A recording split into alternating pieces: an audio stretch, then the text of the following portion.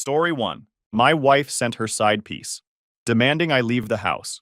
I let them try. Then I closed our joint accounts and recovered my keys. 2 days later, her lawyer showed up wanting to negotiate. Hey, Reddit. So this went down about 6 months ago, and I'm still processing the absolute insanity of it all.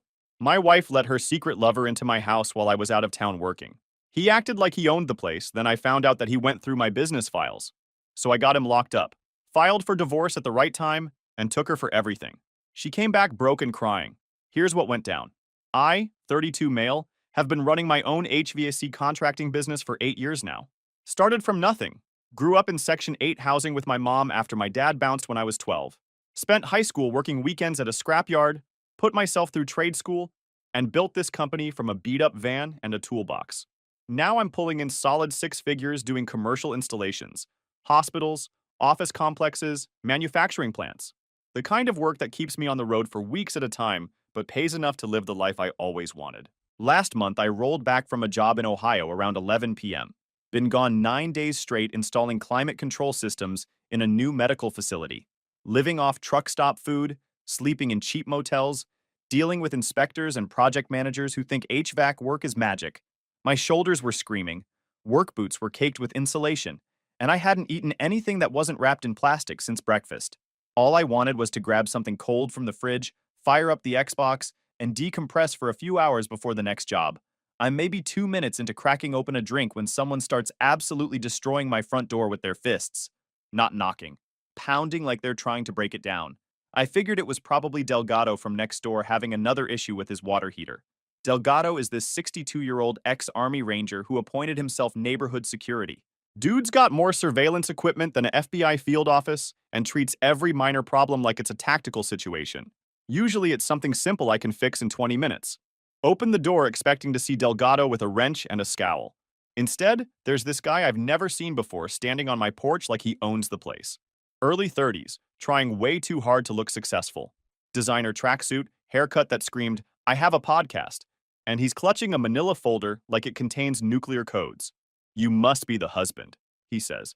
Not even bothering to introduce himself, just standing there with this fake-ass confident energy. "I'm Danny.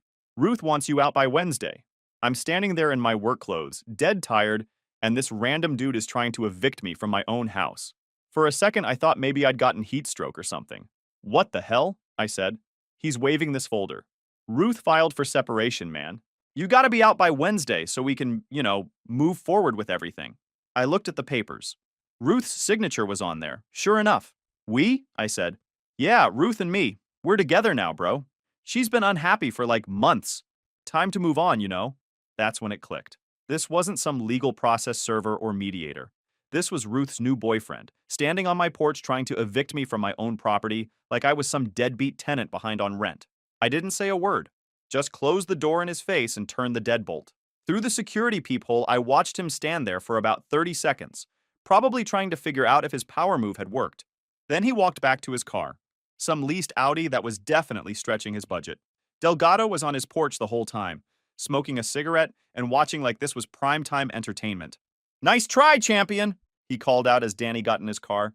Danny didn't respond, just peeled out of the driveway like a teenager who'd just been rejected at prom. I went back inside and made 3 phone calls.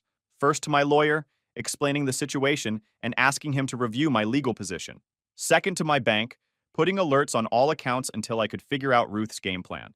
Also froze the joint accounts Ruth and I had. She probably had a personal stash or was spending Danny's money. Or credit. Either way, the clock started ticking the moment I locked her out financially. Third to my business partner Brian, giving him a heads up that personal drama might interfere with work for a few days. Brian and I started the company together after trade school. He handles the residential side while I focus on commercials. Good guy, no nonsense, and absolutely ruthless when it comes to protecting our business.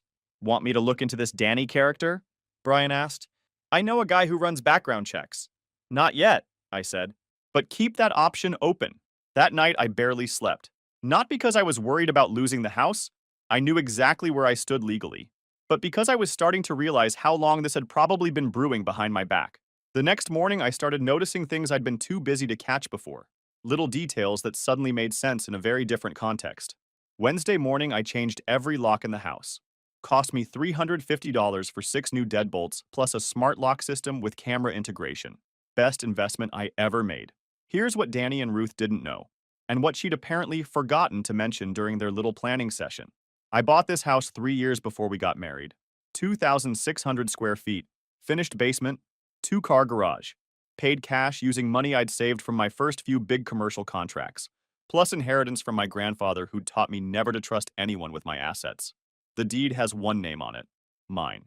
I never added Ruth because my grandfather used to say, never give someone the power to destroy what you built alone. Old man was paranoid about everything, but that paranoia just saved my life. Once the locks were changed, I started thinking about weird stuff that had been happening for weeks. Things I'd chalked up to Ruth being Ruth, but now seemed way more suspicious. Groceries vanishing twice as fast as usual. Electric bills spiking even when I wasn't home. Streaming services showing content I'd never watched. Extra dishes in the dishwasher. The expensive coffee I bought for special occasions always being empty. I'd been noticing this stuff for over a month but didn't connect the dots. When you're working 70-hour weeks and traveling constantly, you don't have time to analyze household patterns. Then I remembered Danny's exact words. We can start the transition process. Like he'd been part of the situation for a while already. That's when I went detective mode. Started with social media. Ruth's Instagram was mostly the same performative stuff. Yoga poses, expensive brunch photos, motivational quotes about leveling up and cutting toxic people. But there were new faces in her stories now. Group shots at restaurants I'd never been to, people I didn't recognize. And a lot more activity during times when I was supposedly the only one home. Then I found Danny's TikTok account. Holy hell. This clown had been running a full content creation operation out of my house for over a month. Not just casual videos, professional setups with ring lights and multiple camera angles.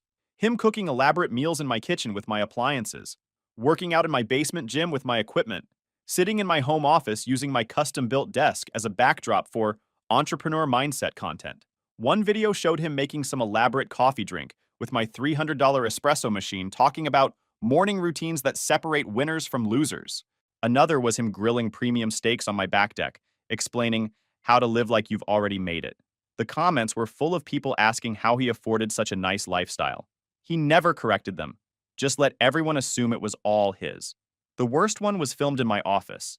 He's sitting in my ergonomic chair, feet up on my desk, talking about the millionaire mindset, while my business certifications and awards hung on the wall behind him. You don't fake it till you make it, he said in that video. You build it, piece by piece, until it becomes your reality. Yeah, I built it. With actual pieces, ductwork and compressors, and 12-hour days and crawl spaces that would make this guy cry. I started screenshotting everything. Every video, every comment, every caption. The timestamps showed he'd been doing this for at least 6 weeks, always when I was out of town on jobs. Then I checked my gym membership. 24-hour fitness lets you add family members, so I'd added Ruth when we got married. Turns out she'd added Danny as my cousin about 2 months ago. The account history showed he'd been going regularly, bringing different people as guests, racking up charges for personal training sessions and premium services. The staff notes showed he'd been telling people he was a successful entrepreneur and hosting business networking sessions in the juice bar. I called the gym and canceled his access immediately. Then I changed all the passwords on every streaming service. Then I started digging through credit card statements to see what other surprises were waiting. That evening, Danny came back for round 2. I was eating dinner when my phone buzzed with a motion alert. Pulled up the security feed and there he was, pacing around my front porch like a caged animal. He started hammering on the door again. Why'd you change the locks? He shouted through the wood. Ruth's not picking up. This is her house too. I walked over but didn't open the door. It's not, I said clearly. We have rights. You can't just lock people out of their own home. You don't even have a key, Danny. I've been staying here for weeks. That gives me rights. You've been trespassing. There's a legal difference. That triggered a full meltdown. He started pacing the porch like a wild animal, screaming about tenant rights and unlawful eviction, and how he was going to sue me for everything. At one point, he actually tried to kick in the door. That's when Delgado stepped out from his house next door. Hey, TikTok, he called out, cigarette hanging from his lip. Yeah, you with the fake-ass teeth. Half the block's watching you lose your shit right now. Danny spun around and tried to look tough. Stay out of this, old man. This ain't your business. Delgado didn't even blink. Kid, I've put holes in people for way less than what you're pulling right now. You might want to think real hard about what you do next. They stared at each other for about 15 seconds. Danny looked back at my locked door, then at Delgado, then back at the door. Finally, he stomped off to his car like a kid who'd just been told he couldn't have candy. I saved all the security footage to cloud storage. Thursday morning, I sent Ruth a text. You have 24 hours to collect your belongings. Danny is permanently banned from this property. Her response came back so fast, she must have been sitting there waiting for it. Absolutely not! Danny lives here now. You can't just kick us out like that. We have rights. This is our home and our life together. Check the deed, I replied. That opened the floodgates. I got a wall of texts about how I was being financially abusive and emotionally manipulative and trying to control everything. She started throwing around legal terms like she'd been binge-watching Law and Order all night. I didn't respond to any of it. Just let her waste her energy. Around noon, she switched tactics. Now it was all about how I owed her for 6 years of being your unpaid wife. She claimed she'd given up everything for my business and deserved what I'm worth for her sacrifice. The reality? She worked part-time folding yoga pants, spent her whole paycheck on wellness shit, and had never once helped with a single bill. But now she was playing the martyr. Then came the guilt trip BS. How can you do this to Muffin? She's been my baby for 3 years. You're literally abusing an innocent animal. Muffin was a cat she'd impulse bought and ignored for months. I'd been the one buying food, cleaning the litter box, and taking it to the vet. By Thursday evening, she'd moved to guilt trips. Long, rambling messages about how we used to be soulmates and how I was destroying something sacred, and couldn't we work this out like evolved adults? I started documenting everything: bank statements, mortgage papers, insurance documents, utility bills. Every piece of evidence that proved I owned the house and had been paying for everything myself. Then I organized all the evidence I'd collected on Danny. The TikTok videos, the gym membership fraud, the screenshots of him pretending to own my property. Put it all in a folder with dates, timestamps, and legal annotations. Friday morning at 8:30 a.m. sharp, someone knocked on my door. Looked through the peephole and saw a guy in a discount suit holding a briefcase that looked like it came from a thrift store. Mr. Johnson, he said when I opened the door. I'm attorney David Garcia. I represent Mr. Danny. We got to talk about you illegally kicking out my client. I let him in. Not because I was worried, but because I wanted to see what kind of BS legal strategy they thought they had. Garcia sat down at my kitchen table and pulled out a yellow legal pad covered in chicken scratch.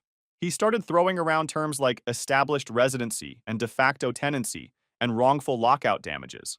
Your client doesn't have a lease, I said. Doesn't matter. He's been living here for over 60 days. That makes him a tenant under state law, lease or no lease. For free, no rent, no utilities, no paperwork. Financial contribution isn't required for residential rights. I pulled out my phone and played one of Danny's videos. Danny's voice filled the kitchen. Ruth's with me now. This is our place. We live here together. Garcia stopped writing. I played another one. I'm her man now. We're partners in this. You can't just kick us out. Then I slid the evidence folder across the table. Property deed, insurance documents, bank statements, utility bills, security footage of Danny trying to break down my door. Everything organized and ready to go. Garcia went through it slowly. I watched his cocky expression turn to shit as he realized how screwed his client was. Look, my client would be willing to drop any future claims if you just gave him a small relocation fee, he said finally. I stared at him. You want me to pay your client to stop squatting in my house? It's just a standard way to resolve these types of situations. Here's what's going to happen. Danny can grab whatever garbage he left behind. From the street. He steps foot on my property again. I'm pressing charges. You want to take this to court? Go ahead. Just bring better evidence next time. Garcia packed up his papers without another word. As he walked to his car, Delgado called out from next door. Hey, counselor! Tell your client that next time he wants to play house, maybe pick someone who doesn't know how to read a mortgage contract. Garcia didn't even look back. I boxed up all of Danny's stuff. Energy drinks, cheap cologne, self-help books with titles like Alpha Mindset and Millionaire Habits. Put it all on the curb with a note. Closest you'll ever get to owning property. You're welcome. That weekend, I gave Ruth one final chance to collect her things. Text first, come alone, no drama. She violated all 3 conditions. Sunday night, I got back from a job in Tennessee. 4-day commercial installation that wrapped up early, which meant I was home Sunday instead of Monday. Lucky for me, unlucky for whoever wasn't expecting me. The moment I pulled into my driveway, I knew something was wrong. Every light in the house was on. Ruth's car was in my spot. The garage door was wide open, and I could see boxes stacked inside. I walked through the front door and got hit with the smell of vanilla candles and Thai takeout. Multiple plates in the sink, expensive drinks on the counter, guest bedroom door wide open, revealing Danny's entire wardrobe hung up in the closet. Ruth walked into the kitchen wearing one of my company t-shirts like she was modeling for a magazine. "Oh, you're back early," she said, completely casual. "I wasn't expecting you until tomorrow." "This isn't an Airbnb," I said. "You don't live here anymore." "Actually, I do. The separation isn't finalized yet. My lawyer says I have every right to occupy the marital residence during proceedings." "You have an apartment. Go occupy that." She kept moving around the kitchen like she was the homeowner and I was the guest, opening cabinets, checking the fridge, completely ignoring my authority. But I didn't argue, just watched and took mental notes. That night, I heard her on the phone through the guest room door. The room still had the smoke detector with built-in audio I'd installed for security monitoring. I pulled up the feed and listened to her conversation. "Just give me another week," she was whispering. "He's weak when you handle him correctly. I just need to make him feel guilty one more time. Then we're golden. Trust me, I know exactly how to manipulate him." She wasn't trying to reconcile. She was buying time for Danny to establish some kind of legal claim. Monday morning, she tried to negotiate over breakfast. "Look, let's just be adults about this, okay? Danny needs somewhere to crash for like a month, maybe 2. You're never here anyway. He could use the guest room, help out around the house. We don't have to go through lawyers and all that expensive BS. You want your boyfriend living in my house while we're getting divorced? God, you're so dramatic. He's not dangerous or whatever. He just needs time to get his business going." "Hell no. You're impossible. You make everything harder than it has to be." I said no. "We're done talking about it." She slammed a cabinet and stormed out. 2 hours later, I noticed several items missing from my home office. The laptop, tablet, and expensive watch from my dresser. Checked the security cameras. Indoor cameras had been unplugged again, but outdoor cameras caught everything. Ruth loading my electronics into her car at 7:15 a.m. I texted her, "Return my property immediately. Danny needed them for some important business meetings. Chill out. We're still married, remember? What's yours is mine. That's how this works." Wrong move. I called the police. Officer Bailey arrived. Different cop this time, but equally no nonsense. Mid-40s, zero patience for domestic drama. I showed him the security footage, receipts, and serial numbers. Ruth tried her spousal rights BS. "We're still legally married," she told Bailey. "He can't just hoard everything while I'm trying to rebuild my life after he abandoned me." Bailey shut that down fast. "Ma'am, taking someone's stuff without asking is theft. Marriage doesn't change that. These were bought before separation. They're his property." She had to return everything under police supervision. The laptop had food stains on it, the tablet screen was cracked, and my watch was missing its band. She acted like it was a minor inconvenience. "It's just material stuff. Why are you being so petty about objects?" Delgado was watching from his porch the whole time. He didn't need to raise his voice. "Ruth," he called out, "next time you decide to steal shit, maybe don't do it right in front of 6 different cameras." "Mind your own business, you paranoid old shit," she snapped back. Delgado just nodded slowly. "That's exactly why you're gonna lose everything." Friday morning, I had to leave for North Carolina. Major hospital project that couldn't be delayed. They needed climate control systems installed before patient move-in. I'd been planning this job for months. Before leaving, I sent Ruth a clear message. "Do not bring Danny to this house. Do not test me again." She left me on red. I also stopped by Delgado's place. Told him I'd be gone for 3 days and asked him to keep an eye on things. He was cleaning one of his rifles on the front porch, some kind of military-grade scope attached. "No problem," he said, not looking up from his work. "But I got a feeling your boy Danny's gonna try something stupid while you're gone. Just call the cops if you see him." Delgado grinned. "Oh, I'll do more than that." I should have known that wasn't just a promise. It was a threat. The hospital job went smooth. 3 days of intensive work, but we finished ahead of schedule and under budget. Good money, satisfied client, solid addition to the portfolio. But Sunday afternoon, I got a text from Delgado with a video attachment and one word, "Gotcha." I opened it, and my blood pressure spiked immediately. Danny's car in my driveway. Then another video of him and 2 other guys unloading furniture from a moving truck.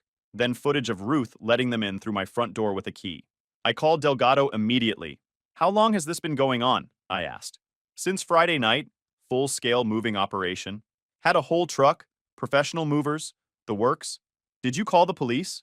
"Wanted to let them dig their hole deeper first." "You heading back tonight?" "I'm leaving right now." Should be there in about 4 hours. This is gonna be entertaining. I drove back Sunday night with my hands gripping the steering wheel so tight my knuckles went white. 4 hours of Interstate 77, thinking about what I was going to find when I got home. Pulled into my driveway around 8 p.m. The smell hit me before I even opened the door. Cigarettes, drink, and pizza. Definitely not my cigarettes. Definitely not my drink. Inside looked like a college dorm room. Trash everywhere. Furniture rearranged, shoes scattered around that I didn't recognize. And in the guest room, Danny's entire life. Clothes, electronics, supplements, even a mini fridge plugged in next to the bed. Ruth walked out of the bathroom like I was early for an appointment I'd scheduled. "You're back sooner than expected," she said. "You gave him a key. He needed a secure place to stay while his lease situation gets sorted out. He moved in completely. It's temporary. Stop being so dramatic about everything." Then Danny walked out of my kitchen, wearing my gym clothes, eating a sandwich made with my food, drinking my drink like he'd bought it. "What's good, man?" he said, acting like we were roommates. "We thought you were staying until Monday." I looked around the living room. Something major was missing. "Where's my TV?" Danny's face went blank for half a second. "What TV?" I pulled up the security app. There it was. Saturday afternoon, Danny and another guy loading my 75-inch Samsung into a pickup truck. "I was just keeping it safe," Danny said. "You know, neighborhood's been sketchy lately. Didn't want anyone to break in and steal it." "Right. So you stole it first?" No response. I walked to my home office. The computer was there, but everything was messed up. Screen was dirty. Settings were all different. Browser history full of porn sites and crypto scams I'd never visited. That's when I saw the nightmare. My business accounts had been accessed. Customer management software, billing systems, client databases. This piece of shit had used my saved passwords to get into my professional accounts. This wasn't just some asshole crashing at my place anymore. This was corporate espionage. I hit the emergency line for my company's cybersecurity team. Within minutes, I was on a conference call with IT specialists. They were already locking down systems, changing passwords, running security audits. Client data had been compromised. Billing information, job locations, financial records. If any of it leaked, I'd be facing federal charges and lawsuits that would destroy everything I'd built. I walked back to the kitchen. Danny was still there, eating my food, looking confused about why I seemed upset. "You got into my work accounts," I said. "I just needed to check something real quick." "You committed a freaking federal crime." Ruth jumped in. "He was trying to help. He's been more supportive than you ever were." "Ruth," I said. "Shut the hell up. This isn't marriage bullshit anymore. This is federal." Danny shrugged. "Bro, chill. I didn't actually take anything. You accessed protected systems without authorization. That's a felony." Then he made his biggest mistake. He laughed. "You're being a jerk, man. Nobody's gonna prosecute over some stupid computer stuff." He had that same fake tough guy smirk from his TikTok videos. The manufactured confidence that probably worked on college girls. I grabbed him by the throat and slammed him against the refrigerator before I even knew I was moving. He tried to push back, but he was about as strong as a wet paper towel. I didn't let go. I squeezed harder. "You made one mistake, Danny," I said quietly. "You thought I was soft?" His face was turning red. Ruth started screaming like the house was on fire. "Let go of him! You're insane!" "No," I said, still choking him. "I'm just done being patient." I released him and he dropped to the floor, gasping and grabbing his throat. "You're psycho!" he wheezed. "Go ahead and call the cops," I said to Ruth. "Tell them how your boyfriend hacked into federal contractor systems." I pulled out my phone and started recording. Danny, still on the floor, decided to confess everything. "I was just trying to find leverage to help Ruth get a better divorce settlement," he said. Ruth stopped screaming. "You what?" "I was trying to help you get what you deserve. You told me you just needed to check email." Danny realized he'd just destroyed their entire plan. When Officer Bailey arrived 40 minutes later, I handed him my phone with the recording, security footage, and computer logs showing exactly what Danny had accessed. "This is way beyond domestic disputes," Bailey said, reviewing the evidence. "He's looking at federal charges." Danny sat on my couch in handcuffs, still rubbing his throat, while his dreams of being a social media influencer died in real time. Danny got arrested that night on multiple charges: computer fraud, unauthorized access, identity theft, attempted corporate espionage. Bailey called in federal agents who took over the case within hours. They confiscated his phone, laptop, and every piece of electronics he'd brought into my house. Started building a case that would follow him for the rest of his life. Ruth tried to act innocent, like she had no idea what Danny had been planning. But the federal agents weren't buying it. They'd found text messages between them discussing getting dirt on me for the divorce. Danny sat in the back of the federal transport vehicle, no longer the confident alpha male from his videos, just a scared kid who'd made the biggest mistake of his life. Marcus, the friend who'd helped steal my TV, showed up 2 hours later with a truck full of my stuff. The federal agents gave him a choice: cooperate fully or face charges as an accessory. He chose cooperation. Everything came back: TV, air fryer, power tools, even my premium whiskey collection that I'd been saving for special occasions. I counted every item against my inventory while the agents filled out evidence reports. Delgado stood on his porch the whole time, filming everything with professional-grade equipment. Better than Netflix, he told me. Should have sold tickets. When Marcus brought back the last load, he accidentally dropped a box of my imported coffee. $250 worth of rare beans scattered across my driveway. Danny, still in the transport vehicle, actually smirked about it. Oops, he said. That earned him another charge: destruction of property. Ruth tried to minimize everything.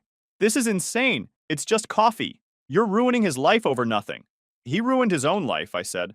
I'm just documenting it. The federal case moved fast.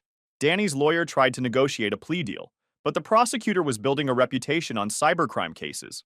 No deals for federal offenses. That's when I made my move. I called my lawyer, not the family law guy, but my corporate attorney who handles business litigation, sharp as a razor and twice as ruthless. I want to file for divorce, I told him. Now, while the federal case is active. Smart timing, he said. She's compromised, distracted, and her credibility is shot. We can use the criminal case to our advantage. Exactly. I want this filed before she can get organized. We filed the papers that Thursday. Full divorce petition with a detailed financial disclosure showing exactly how much I owned versus how much she'd contributed. The answer was brutal. I owned everything. She owned nothing. But here's the good part. We included the federal criminal case as evidence of destructive behavior that undermines the marital relationship. Her involvement in Danny's crimes became part of the divorce record. Ruth got served at the restaurant where she was working. The process server said she broke down crying in front of customers and got sent home early. She called me that night, screaming, "You filed for divorce while I'm dealing with a criminal case? That's emotional abuse." "That's strategic timing," I said. "Your boyfriend committed federal crimes using my property. That's grounds for divorce in any state. I didn't know what he was doing. The text messages say otherwise. Your lawyer will explain discovery to you." She hung up on me. 2 days later, she showed up at my door with some discount lawyer who looked like he'd never handled a case worth more than $500. "My client deserves half of all marital assets," he said, reading from a legal pad. "The house, the business, retirement accounts, everything." I handed him our response brief. 47 pages of documentation, proving I'd bought the house before marriage, built the business independently, and funded everything myself. Plus, Ruth's involvement in federal crimes as evidence of character. Her lawyer skimmed it, and his face went pale. "We'll need time to review this," he said. "Take all the time you want," I replied. "The facts won't change." Danny ended up pleading guilty to avoid prison time. Got 2 years probation, $1,850 in restitution, 300 hours of community service, and mandatory cybercrime education. But then Delgado worked his magic. Turns out my neighbor had military intelligence training and a network of contacts who specialized in background investigations. He'd found 2 other women who'd been scammed by Danny using the exact same playbook. Their testimony got Danny's probation revoked. The prosecutor filed additional charges. Danny's now serving 18 months in federal prison, looking at another 2 years when he gets out. His social media presence got completely nuked. TikTok, Instagram, all gone. The memes were legendary. From influencer to inmate, TikTok to lockup. Someone even made a remix video using his motivational quotes over footage of him being arrested. It got over 80,000 views before the platform took it down. Meanwhile, Ruth was getting destroyed in divorce court. Her discount lawyer was completely outmatched by my legal team. Every time they tried to claim marital assets, we'd counter with evidence of her criminal involvement. The judge was not sympathetic. During one hearing, Ruth tried to argue that she deserved compensation for emotional labor and supporting my career. The judge looked at her criminal association paperwork and said, "Ma'am, you supported a federal criminal's attempt to sabotage your husband's business. That's not grounds for compensation." Ruth walked away with exactly what she'd brought to the marriage. Nothing. No house, no business stake, no alimony, no assets. Just her personal belongings and whatever was left of her dignity. The whole process took 6 weeks. My lawyer called it the most efficient divorce he'd ever handled. When you file at the right time with the right evidence, he said, it's not even a fight. It's just documentation. Ruth went full victim mode on social media after the divorce was finalized. Long posts about financial abuse and how I'd weaponized the legal system to destroy her happiness. Nobody was buying it. Her own family reached out to apologize. Her father called me directly. I didn't raise her to be this kind of person. I'm ashamed of what she's become. Her mother was even more direct. You're better off without her. We tried to warn her years ago. Her sister Jennifer contacted me through Facebook. She's completely lost it, blaming everyone except herself. Even our parents have cut her off. The boutique where she worked fired her entirely. Couldn't have someone associated with federal crimes representing their brand. She ended up in a studio apartment across town, working at a chain restaurant, trying to rebuild her life from scratch. Last I heard, she was attempting to become a life coach, selling online courses about overcoming adversity and rebuilding after betrayal. 0 customers, 0 credibility. Delgado kept tabs on both of them for months. Know your enemies, he told me. That's basic tactical thinking. About 6 months after the whole mess started, 3 months post-divorce, Ruth showed up at my door. It was a Tuesday evening. I'd just gotten back from a major contract in Florida. $180,000 job installing climate control for a new pharmaceutical facility. Business was booming. Reputation was solid. Life was exactly where I wanted it. I opened the door and barely recognized her. She'd lost weight. Her hair was a mess, and she was wearing clothes that looked like they came from a thrift store. Can we talk? She asked, barely above a whisper. We're divorced, Ruth. There's nothing to talk about. About us. About maybe trying again. She started crying. I screwed up, she said. Danny was just using me. He made me think you were the bad guy. I was so stupid and I'm sorry. But we can fix this. I still love you. We can get married again. I stared at her. The delusion was a whole different level. I'm drowning, she whispered. I can't pay rent. I got nothing left. And Danny? He's in prison. Won't even talk to me. His lawyer said he blames me for everything. So now you want to come back? I want to make it right. I want to be the wife you deserved. I'll do anything. Delgado was peeking from his window, listening to every word. Here's what's going to happen, I said, turning back to her. You're going to leave. You're going to stay away from me, my house, my business, my life. Forever. Please, she begged. I'll sign whatever you want. I'll give up everything. Ruth, we're already divorced. You already gave up everything. That happened months ago. I can't make it on my own. I need help. I need you. That's when I smiled. You should have thought about that before you moved another man into my house. She was full-on sobbing now. I'll do anything. I'll be your maid, your whatever, just please don't leave me like this. I started closing the door. Your time's up. Step back. Please, I'm desperate. I have nowhere else to go. That's not my problem anymore. That's why I divorced your ass. Then she started screaming. All 7 stages of grief happening within 2 minutes. Screw you! You destroyed my life! Everything is because of you. Nothing would have happened if you cared about me. Are you done? She didn't like that. Started muttering curses, sobbing and snotting all at the same time. I watched her sit in her beat-up car for 10 minutes, crying. Then she drove away.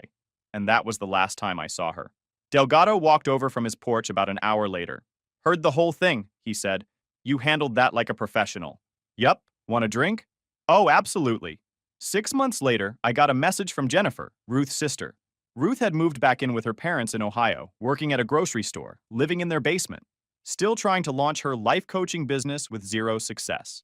Danny got out of prison last month, moved back in with his parents in another state, working at a call center, banned from social media, reputation destroyed forever. Meanwhile, my business is thriving. I started dating a woman who actually appreciates what I've built instead of trying to steal it. But we're still taking things slow. Delgado is still the best early warning system a man could ask for.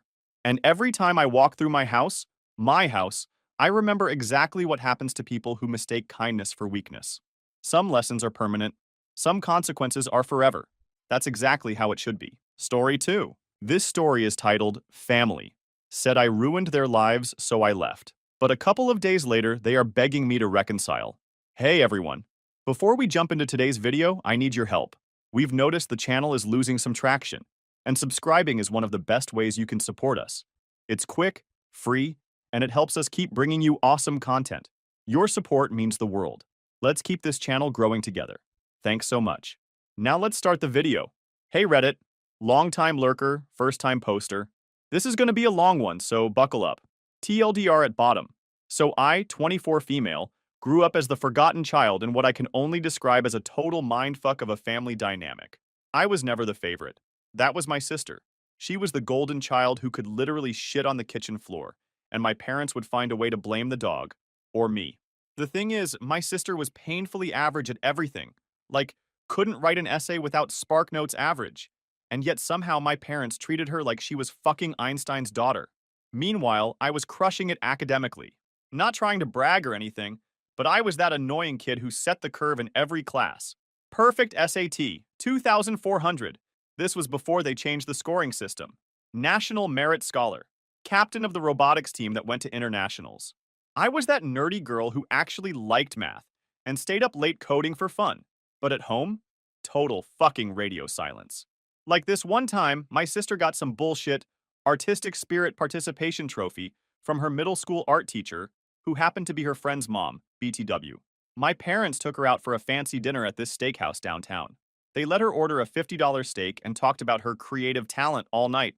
That same week, I won the state math championship. Know what I got? That's nice, honey. Hey, can you help your sister with her algebra homework? She's struggling again. Are you fucking kidding me?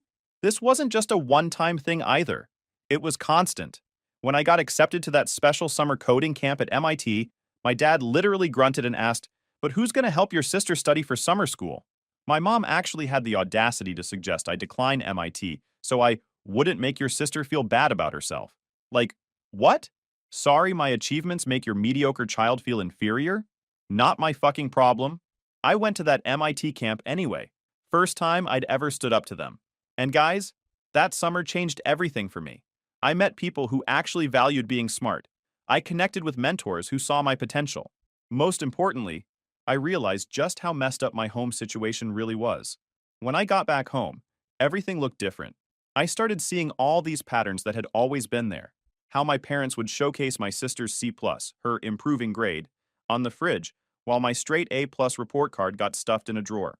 How they'd spend thousands on her dance lessons, that she'd quit after 3 months, but couldn't afford a $300 programming course I wanted to take. What really pissed me off was that I was basically my sister's unpaid tutor throughout high school. I'd write her papers, create study guides that were basically just answers with extra steps, and sometimes even take her online tests for her. My parents didn't even try to hide that they expected this from me. It was my responsibility as the smart one to help the family. Oh, and get this. I had secretly been getting recruitment emails from tech companies since junior year. Google, Microsoft, even a hedge fund reached out about their post-college pipeline programs. They'd seen my projects on GitHub and the algorithms I'd published. When I tried to show my parents the Microsoft email, my mom glanced at it and said, "That's nice, but your sister got invited to Heather's pool party this weekend. Isn't that exciting for her?" I shit you not. A Fortune 500 company was trying to recruit me while I was still in high school, and all they cared about was my sister's social calendar. The worst part? I kept trying anyway. I worked my ass off, maintained a perfect GPA, kept quiet when they made their little digs, never fought back. I thought maybe if I achieved enough, they'd finally see me, but nothing changed. There was this one night my junior year that still haunts me. I found my mom crying in the kitchen. I thought someone had died or something. When I asked what was wrong, she sobbed about how my sister hadn't been invited to the popular table at lunch. I stood there awkwardly patting her back while she cried about my sister's cafeteria seating arrangement. On the same day, I'd found out I was valedictorian. I never even told them. What was the point? My dad was no better. He'd spend hours watching my sister's terrible volleyball games. She was always on the bench, cheering like a maniac during her 5 minutes of playing time. But he never once came to a single one of my robotics competitions or coding tournaments. When I asked him why, he said, "That computer stuff is boring. No one wants to watch nerds type on keyboards." Yeah, except those nerds typing on keyboards now make more money than you ever will, Dad. The summer after my MIT program, I started freelancing as a coder. I kept it all secret from my family. Every dollar went into a private bank account they knew nothing about. By senior year, I had almost $7,000 saved up. I'd also started working on a security tool in my spare time. Just a little side project that would eventually change everything, but I'll get to that later. You know what's fucking hilarious? My guidance counselor called my parents for a special meeting to tell them I had a shot at Ivy League schools. My mom's response. But what about her sister? Will this affect her college chances? The counselor was so confused. Well, based on sister's grades and activities, she's on track for community college or maybe state school with some scholarship help. My parents looked devastated, like someone had told them their dog had cancer. Meanwhile, I'm sitting there thinking, what did you expect? She barely maintains a C average, and her only extracurricular is a social media influencer with her 230 followers. So it all came crashing down the Thursday before graduation. I remember it perfectly because I'd just gotten this insane email about a six-figure software engineering internship for after graduation. Like, the kind of offer that makes you stare at your phone, wondering if someone accidentally added an extra digit to the salary. I was in my room, reading this email for the fifth time, trying not to freak out, when I heard the screaming start downstairs. My sister had gotten her final grades, and surprise, surprise, she'd flunked calculus. Again. Second time taking the class. For context, this meant her GPA had dropped below the minimum requirement for her safety school. Like, she literally might not get into college anywhere now. The one class she needed to graduate, and she'd bombed it. Here's the kicker, though.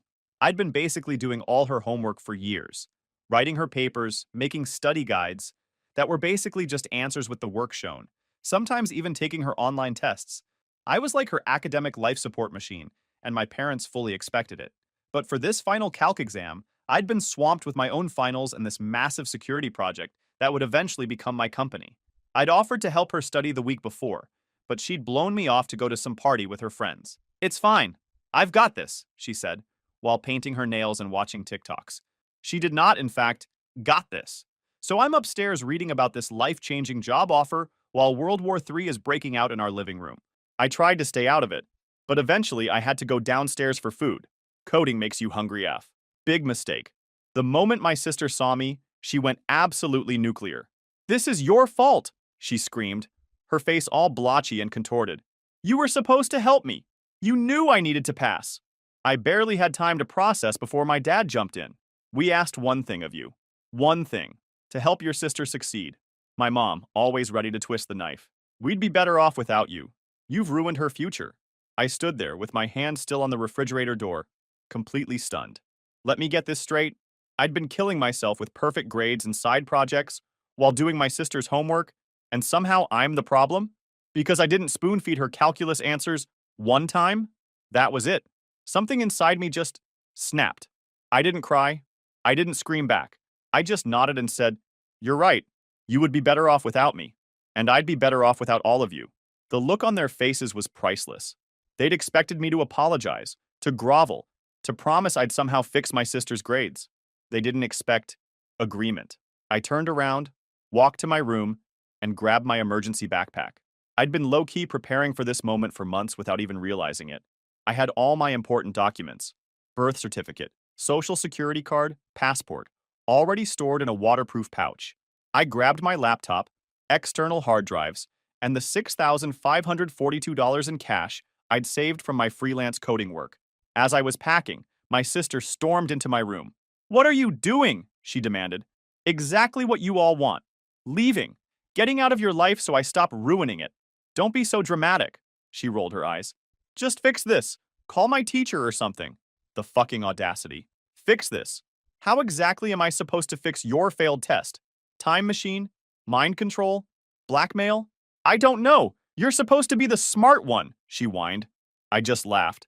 Yeah, I am the smart one. Smart enough to know when I'm being used? I zipped up my backpack and brushed past her. My parents were in the hallway, watching with these weird expressions, like they were starting to realize they'd miscalculated. "You're not really leaving," my mom said. Not a question, a statement, like she could control reality with her words. "I am. I've officially ruined my last day of your lives." I didn't even look at them as I headed for the front door. "But who's going to help your sister get into college?" my dad actually asked. I shit you not. That was his concern. I turned around one last time. "Maybe try actually parenting her instead of expecting me to do it for you." And just like that, I walked out. Nobody tried to stop me. Nobody called after me. Nobody texted to see if I was okay. Not that night, not the next day, not ever. It was weirdly anticlimactic. Like, I'd spent my whole life trying to earn their love and approval, and when I finally gave up, nothing. No grand reaction. Just silence. It was the final confirmation that I'd never actually mattered to them. I walked to the bus station and bought a ticket to the city. 3 hours later, I was checking into a cheap hotel near the tech district, using cash so it couldn't be traced. Not that they'd try to find me, they wouldn't, but better safe than sorry. That first night was surreal. The hotel room was small and smelled like cheap cleaning products, but it was quiet. No sister playing music too loud, no parents arguing about her future. Just peace.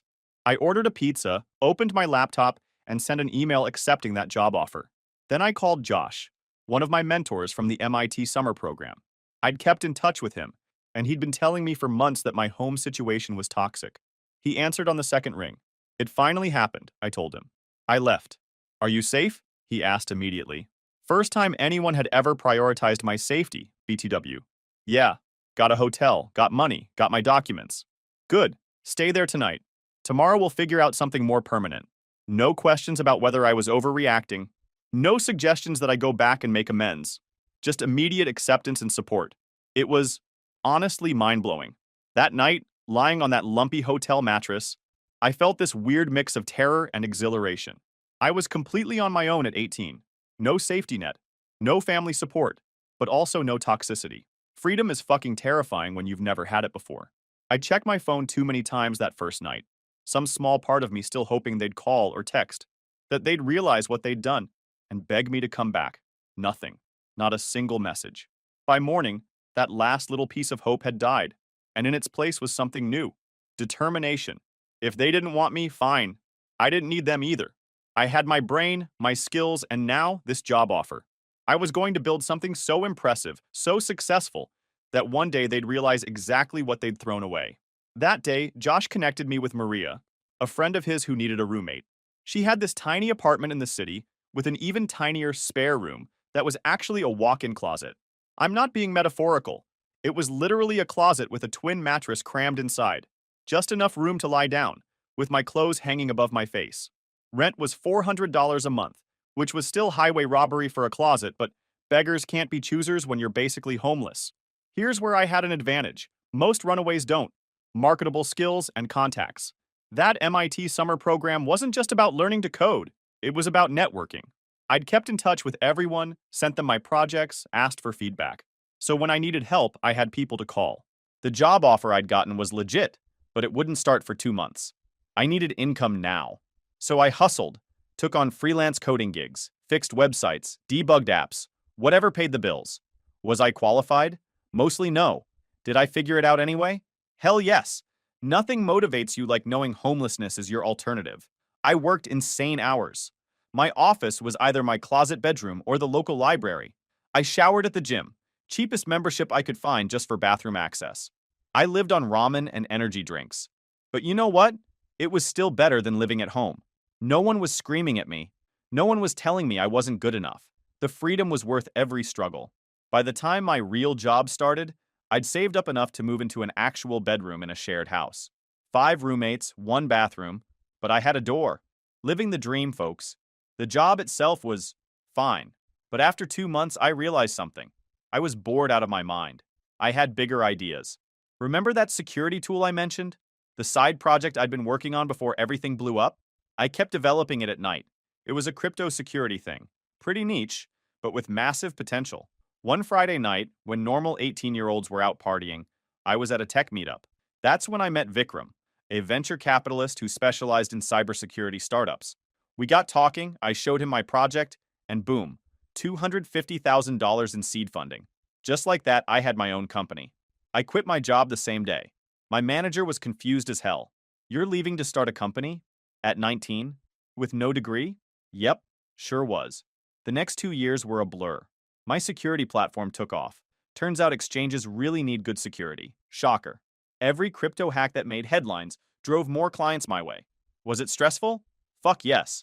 I worked myself half to death, but every milestone felt like a middle finger to my family.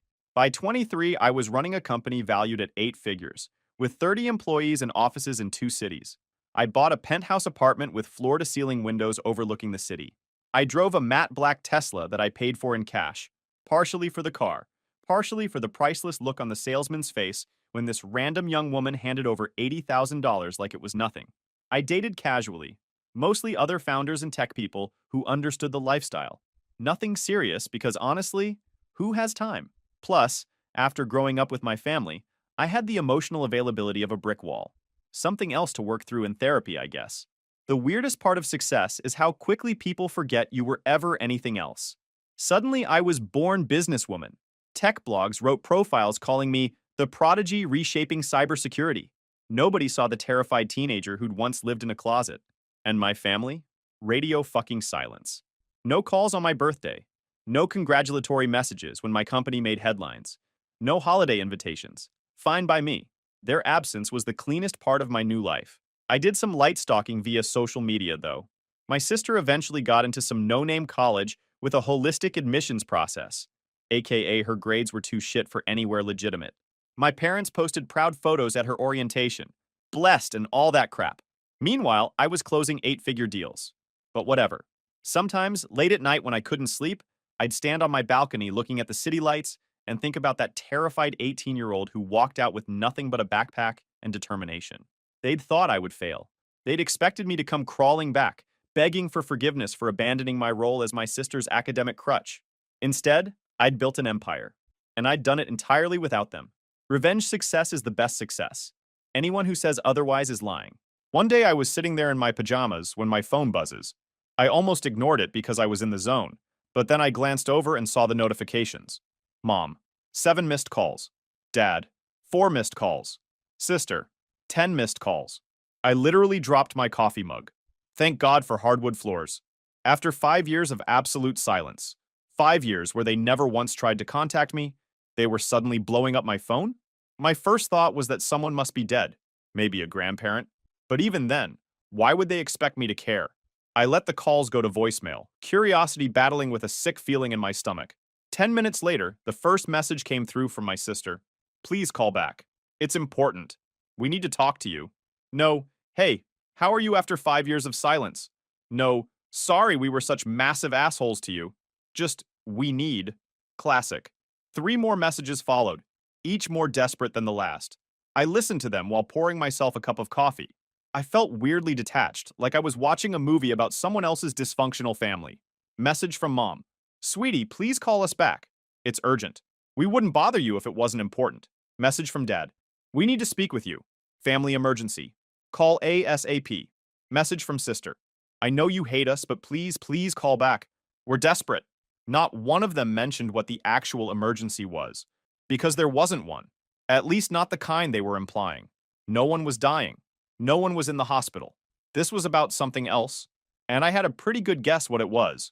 I decided to pick up the next call. Not because I cared, but because I was curious. And honestly, because I wanted them to know exactly how well I was doing without them. The phone rang again. My mother's number. Hello, I said, keeping my voice neutral. Oh, thank God, my mother breathed, like she'd just found out I was alive after a war or something. We've been trying to reach you for hours. No, how are you? No, it's been years. Straight to the drama, as usual. What do you want? I asked coldly. There was a pause, then my mother's voice cracked. We're in trouble. Your sister. She's been trying so hard, but she can't find a job. She graduated, but no one will hire her. We've spent everything on her student loans, and now the bank is... They're going to take the house. I almost laughed out loud. Of course this was about money. What else would make them remember my existence after 5 years? And, I said, taking another sip of coffee. And we need help, my mother said, her voice dropping to a whisper. We know about your company. We saw you in that magazine. Please, just this once. We wouldn't ask if we weren't desperate. I nearly choked on my drink. So you've been keeping tabs on me? Enough to know I'm successful, but not enough to ever reach out until you needed something? It's not like that, she protested weakly. Then what is it like? I pressed, enjoying her discomfort way more than I probably should have. That's when my father took the phone. Listen, we made mistakes, but right now your sister needs help. She's brilliant, but she just needs a foot in the door. If you could just give her a job at your company... I cut him off with a laugh. A job? At my company? The sister who couldn't pass calculus without me doing it for her? The one who's brilliant but somehow can't find employment anywhere? That sister? She's changed, he insisted. She's worked hard. No, I said simply. I don't hire people who failed upward their entire lives. My company's success is built on actually valuing merit. Novel concept, I know. Please, my mother was back on the phone, sobbing now. We'll lose everything. We just need a loan until. Until what? I interrupted. Until you find another sucker to solve your problems? Number. You told me you'd be better off without me, remember? So be better off without me. I hung up, my hand shaking slightly. Not from anxiety or guilt, from anger mixed with a weird kind of satisfaction.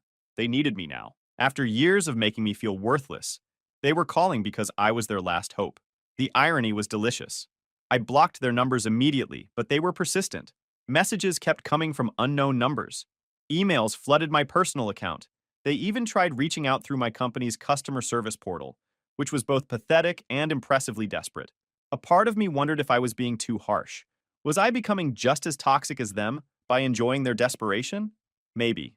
But another part of me, the part that remembered crying myself to sleep after they missed my science fair, the part that remembered being told I was ruining their lives, that part felt nothing but satisfaction. Is that healthy? Probably not, but it was honest. 3 days passed with constant attempts at contact. Then, just when I thought they'd given up, my building's security desk called up to my penthouse. Miss, there's a family here insisting they're related to you. They don't have an appointment, but they're saying it's an emergency. I felt a chill run down my spine. They'd found out where I lived, tracked me down like stalkers. I briefly considered calling the police, but decided to handle it myself. Don't let them up, I instructed. Tell them I'll come down. The security guard's voice dropped to a whisper. The older woman is causing a bit of a scene in the lobby, ma'am. Saying she's your mother and has a right to see you? Of course she was. Drama was her specialty. I'll be right down. I took my time getting ready, deliberately making them wait, just like they'd made me wait countless times as a kid, left at school when everyone else's parents had picked them up, sitting alone at restaurants while they focused on my sister's needs, waiting for acknowledgement that never came. I put on my most expensive outfit, a tailored suit that cost more than my dad's monthly salary. I did my makeup perfectly, put on the diamond earrings I'd bought myself after our Series B funding closed. I wanted them to see exactly what they'd missed out on. Their daughter, the success story they'd tried to smother. As the elevator descended to the lobby, I felt oddly calm. The universe had come full circle. 5 years ago, they'd thrown me away. Now they were literally at my doorstep, begging for help. Karma's a bitch, and she was about to introduce herself to my family, wearing Louboutins and a $5,000 suit. When the elevator door opened, I spotted them immediately. They looked smaller somehow, diminished. My father's shoulders were hunched, his hair completely gray now. My mother had aged dramatically, deep wrinkles carved around her mouth and eyes. And my sister? She'd gained weight, her designer clothes, probably bought on credit, straining at the seams. They all looked exhausted, desperate. Good. I walked toward them slowly, heels clicking against the marble floor like a countdown. Heads turned. My building has a lot of finance and tech people, so everyone's tuned to recognize power moves. And this, make no mistake, was a power move. The recognition dawned on their faces gradually, followed by shock as they took in my appearance. I looked different, confident, expensively dressed, successful. Not the scared teenager they'd driven away. What are you doing here? I asked coldly, standing a good 10 feet away. Body language 101, maintain distance from threats. My mother rushed forward like she was going to hug me. LOL, no. Please, honey, we just need to talk. Step back, I said sharply. The voice I use when someone tries to waste my time in board meetings. She froze mid-step, hurt flashing across her face. My father put his arm around her shoulders. Always the protector. Of her, never of me. We wouldn't have come if it wasn't serious, he said, his voice rough. We're about to lose everything. The bank gave us 30 days. Your sister can't find work, and our retirement accounts are empty. We just need a loan to get back on our feet. I looked at my sister, who was staring at the floor like it contained the secrets of the universe. Nothing to say? No apology for treating me like your personal academic slave for years? No acknowledgement that you're only here because you need something? She flushed red, then mumbled, I'm sorry. I was awful to you. I know that now. No, you're not sorry for what you did, I corrected her. You're sorry it's come back to bite you. There's a difference. I turned back to my parents. Let me get this straight. You want me, the daughter you discarded, the one you said ruined your lives, to bail you out financially? To save the perfect daughter who couldn't succeed, even with every advantage? We made mistakes, my mother whispered, tears welling up. Classic manipulation tactic. Terrible mistakes. But please, we're still family. The lobby had gone quiet. The security guards were watching, one with his hand on his radio in case things escalated. I noticed a few residents discreetly pulling out phones. Great. This was about to be lobby gossip for weeks. You're not here because you miss me or because you're sorry, I continued, ice returning to my voice. You're here because you need something. If I were struggling instead of successful, you wouldn't have bothered looking for me. That's not true, my father protested, but his eyes shifted away. Typical tell, he was lying. Here's what's going to happen, I said coolly. You're going to leave my building. You're never going to contact me again. Not by phone, not by email, not in person. If you do, I'll file for a restraining order. I have the resources to make your lives very difficult if you push me. My sister finally looked up. So you're just going to let us lose everything? After all we did for you? I laughed. An actual genuine laugh of disbelief. All you did for me? Please, enlighten me. What exactly did you ever do for me except take and take and take? She had no answer. I turned to leave, then paused. Something compelled me to twist the knife a little deeper. You know what the funny thing is? If you had ever, even once, been proud of me, if you had acknowledged my successes instead of resenting them, I might have helped you, but you only saw me as useful when I was serving your needs. So now you can solve your own problems, just like I had to. I walked back to the elevator, not looking back even as my mother called my name. The security guards stepped forward, blocking their path when they tried to follow me. As the elevator doors closed, I caught one last glimpse of their faces. Shocked, devastated, broken, and I felt nothing. Just a quiet satisfaction that karma had finally caught up with them. Back in my apartment, I poured myself another drink and sat down on my balcony. I should have felt something. Triumph, vindication, even sadness. But all I felt was emptiness. Like I'd finally excised a tumor I'd been carrying for years. My phone buzzed with texts from my mother. Please don't do this. We're desperate. We have nowhere else to turn. Your sister might have to drop out. I blocked the new number without responding. Then the email started. We're about to be evicted. Dad might have to declare bankruptcy. Please just talk to us. Blocked. Blocked. That night, I got a text from an unknown number. My sister this time. They're taking the house next week. Mom's had a breakdown. Dad's talking about living in his car. Is this really what you want? I typed back, what I want is irrelevant. This is what you earned. Actions have consequences. This is yours. Then I blocked that number too. They had their chance, years of chances, to be decent parents, to be a decent sister. They chose differently. Now they were living with those choices. So yeah, it's been 2 years since that confrontation in my building's lobby, and I still think about it sometimes when I'm lying awake at night. Not with regret. More like the way you might remember pulling a rotted tooth. Painful but necessary. The aftermath was messy, as you'd expect. That video of my mother being escorted from my office building made the rounds in certain tech circles. Nothing catastrophic, but enough that my PR team had to draft a bland statement about private family matters and request for privacy. Several investors called me personally, nervously dancing around the subject of my personal issues, potentially affecting the company. Rich people hate drama unless they're the ones causing it. My family didn't go quietly into the night. For about 3 months, they were relentless. They tried contacting my employees through LinkedIn. One particularly desperate move was reaching out to my investors. One actually called me about it, creating possibly the most awkward business call of my career. They sent physical letters to my apartment. They got distant relatives I barely knew to call me. They posted thinly veiled Facebook statuses about ungrateful children that mutual acquaintances would screenshot and send me.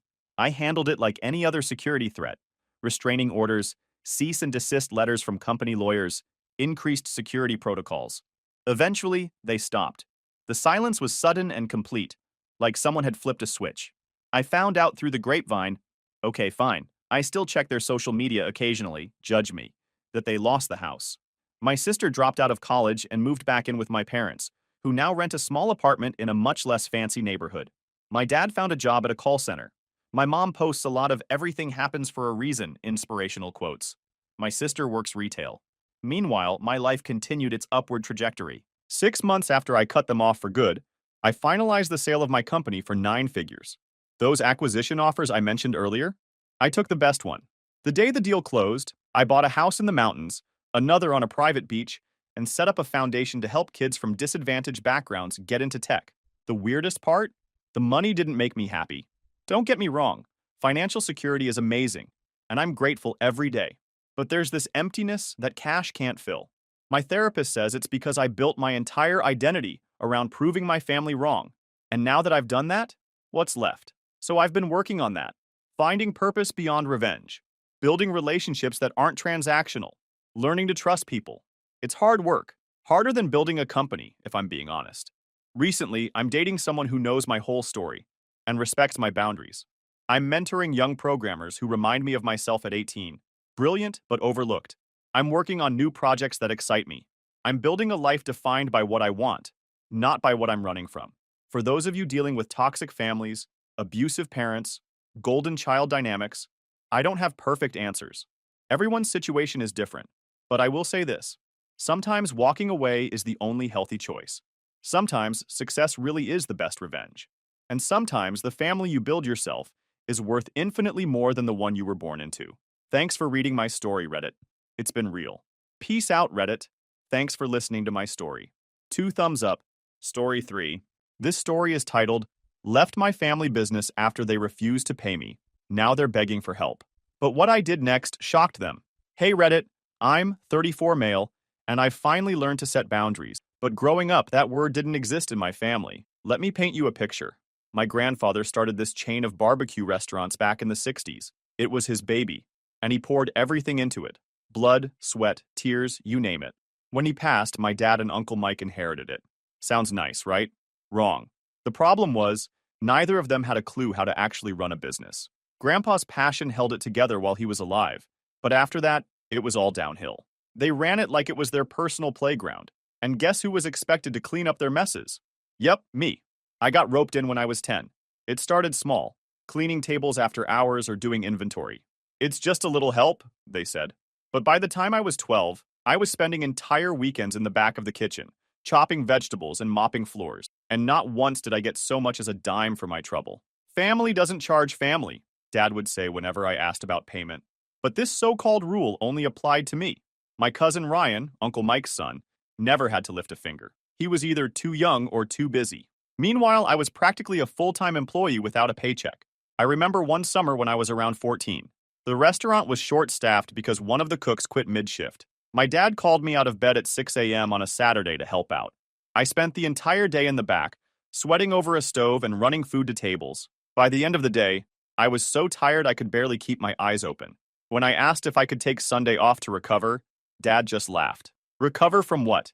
It's called hard work, he said. Meanwhile, Ryan was off at some water park with his friends, posting pictures of funnel cakes and water slides. It was infuriating. The unfairness wasn't just limited to work either. Every family gathering turned into a brag fest about Ryan. Uncle Mike would go on and on about how Ryan was going to take the business to the next level one day. They even joked about him becoming CEO. CEO of what? The guy hadn't even stepped foot in a kitchen, let alone managed a shift. And it wasn't like I was a slacker. By the time I was 16, I was basically running the weekend shifts on my own. I handled scheduling, inventory, and even customer complaints. One time, a customer's order got completely botched. Wrong meat, wrong sides, the works. I fixed it, comped their meal, and got them a gift card to make up for it. The customer ended up leaving a glowing review. My dad's response?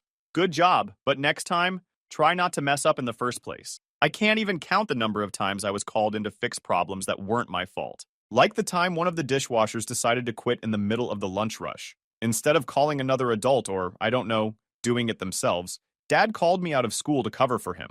I spent 4 hours scraping burnt barbecue sauce off pans while my friends were out enjoying their lunch break. Then there were the family meetings. These were basically just excuses for my dad and Uncle Mike to dump their responsibilities onto everyone else. They'd sit us down in the dining area after hours and talk about how we all need to pitch in. Translation? I needed to work even harder to make up for their bad decisions. One time, Uncle Mike decided to add a salad bar to one of the locations without telling anyone. He didn't do any research or planning, just showed up one day with a truck full of lettuce and croutons. Guess who had to figure out how to make it work? Mister, I spent an entire week setting it up, training the staff, and making sure it didn't completely tank. When the salad bar failed, because no one goes to a barbecue joint for salads, Uncle Mike blamed me for not marketing it well enough. By the time I was 17, I started to realize that this wasn't normal. My friends had part-time jobs where they actually got paid, and their families didn't expect them to sacrifice their entire lives for tradition. But every time I brought it up, I was met with the same line. You should be proud to be part of something bigger than yourself. Proud?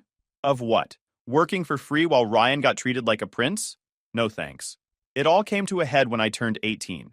I was finishing up a shift when Ryan strolled in with his dad. He was dressed in some fancy new clothes, talking about how he'd just gotten back from a treat trip with his friends. A treat trip? The guy hadn't even worked a day in his life. Uncle Mike looked at me and said, "You should be taking notes from Ryan. He's got the right mindset for leadership." I couldn't believe it. I'd been breaking my back for years, and they wanted me to take notes from someone who didn't even know how to sweep a floor.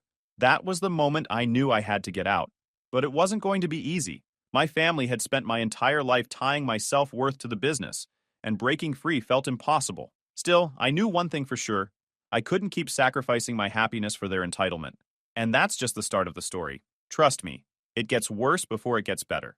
I realized I couldn't keep living like that, constantly working for free in a business that treated me like cheap labor, while Ryan lived his best life without lifting a finger. I'd had enough. I told my parents I wanted to go to college, and not just any major, I wanted to study marketing. I'd always been drawn to the creative side of business, and I figured if I was going to put my time and energy into something, it might as well be something I enjoyed. When I brought it up to Dad, his face twisted like I just told him I was planning to rob a bank. "Why would you waste time and money on college?" he asked. "You've already got a career lined up here. You should be grateful we've built this for you." "Grateful for what?" I shot back. "I've been working here for years without pay. That's what family does," he said, like it was supposed to make everything okay. "Ryan will join us eventually, and you two will run it together. That's how we keep the legacy alive." Ryan. It always came back to Ryan. This guy, who still didn't know how to do a single thing at the restaurant, was apparently my future business partner. I knew I couldn't let that happen. Uncle Mike, of course, had to stick his nose in.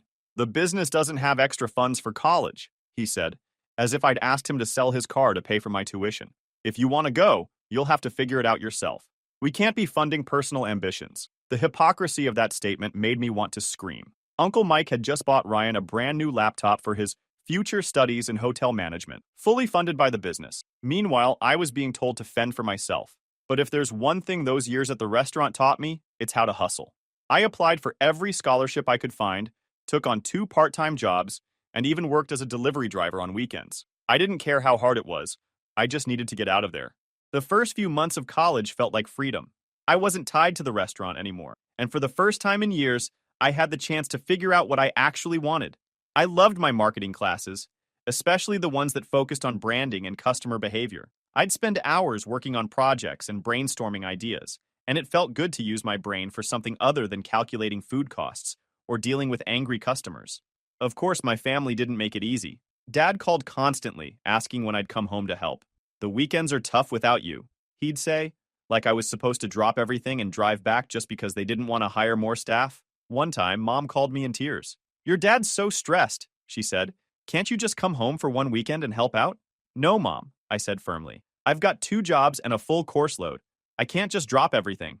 "Well, Ryan's been helping out a lot lately," she said, clearly trying to guilt me. I almost laughed out loud. "Ryan? Helping? Sure, maybe he showed up once in a blue moon to supervise a shift, but I knew he wasn't doing anything that actually mattered." I'd heard from my friends who still worked there that Ryan spent most of his time chatting with customers and avoiding the kitchen entirely. By the time I hit my second year of college, I'd gotten into a good rhythm. My scholarships covered most of my tuition, and my jobs paid for the rest. It wasn't easy. I'd pull all-nighters working on marketing projects, only to wake up at the crack of dawn for my delivery shift. But I felt like I was finally doing something that mattered. Meanwhile, the family drama continued. Every time I came home for a holiday or break, the guilt trips would start all over again. Dad would corner me and say, "I don't understand why you're wasting time learning about marketing when we could teach you everything you need to know right here." Uncle Mike would chime in with, "This business is your future, whether you like it or not. You're going to come back eventually, so why not start now?" I learned to tune them out, but it wasn't always easy. They had a way of making me feel like I was abandoning them, even though I knew deep down they were the ones who'd let me down. One summer, I decided to take an internship with a local marketing agency instead of working at the restaurant. I thought maybe, just maybe, they'd finally leave me alone. Instead, it made things worse. "You're working for strangers?" Dad asked when I told him. "How can you be so disloyal to your family?" "It's an internship," I explained. "It's not like I'm moving away forever." "It's the principle of the thing," Uncle Mike said. "You're turning your back on the people who've always been there for you." "Always been there for me?" The audacity was almost laughable. But the internship turned out to be one of the best decisions I ever made. I learned more about branding, digital campaigns, and customer engagement in 3 months than I ever had at the restaurant. By the time I finished, I felt more confident in my abilities than ever. Of course, my family didn't see it that way. When I came home for Thanksgiving that year, Dad gave me the cold shoulder for most of the night. Uncle Mike made a snide comment about how real loyalty doesn't come with a paycheck, and Ryan couldn't resist bragging about how he'd helped run the place all summer. I didn't bother arguing. I knew they'd never see things from my perspective, and honestly, I didn't care anymore. I was building a future for myself, one that didn't involve being chained to their outdated, dysfunctional business. Once I finished college and started my career in marketing, I thought I was finally free of the family business. It turns out, no matter how far you think you've gotten, guilt has a way of sneaking back in, especially when it comes to family. By the time I turned 23, I'd landed my first real job at a small marketing agency. It wasn't glamorous, and the pay was nothing to brag about, but I loved it. I got to work with a mix of small businesses and startups, helping them build their brands from scratch. It felt good to be valued for my ideas, and for the first time in my life, I didn't feel like I was just some cog in a dysfunctional machine. Of course, my family didn't see it that way. To them, it didn't matter that I was doing well for myself. What mattered was that I wasn't doing it for them. "You're wasting your talent," Dad said during one of my rare visits home. "All those skills you learned could be helping the family." "It's not a waste," I told him. "I'm happy with what I'm doing." "That's not the point," he said, as if my happiness didn't factor into the equation. "You're turning your back on everything your grandfather built." That was his go-to line, by the way. Anytime he wanted to guilt me into doing something, he'd bring up Grandpa. "Your grandfather worked so hard to build this business," he'd say. "Do you really want to let all his sacrifices go to waste?" It was like he had a script, and he never missed a line. It wasn't just my parents either. Uncle Mike had his own version of the guilt routine. Whenever I visited, he'd corner me in the dining area after hours and give me one of his infamous lectures. "This business is your legacy," he'd say, pacing back and forth like he was delivering a TED Talk. "Ryan can't do it all on his own. He needs you." That one always made me laugh. On the inside, of course. Ryan? The guy who spent more time on social media than actually working? The idea that he was carrying anything was a joke, but I kept my mouth shut because I knew it wouldn't make a difference. The worst part of all of this wasn't the guilt trips themselves. It was how relentless they were. Every time I came home, there was a new angle, a new way to frame their disappointment in me. One time, Uncle Mike even brought out the big guns. Public shaming. We were at a family barbecue, one of those rare moments where everyone pretended to get along, and he decided it was the perfect time to air his grievances. "You know," he said loudly, catching the attention of everyone within earshot, "it's a shame you're not part of the business anymore. We could really use someone with your expertise."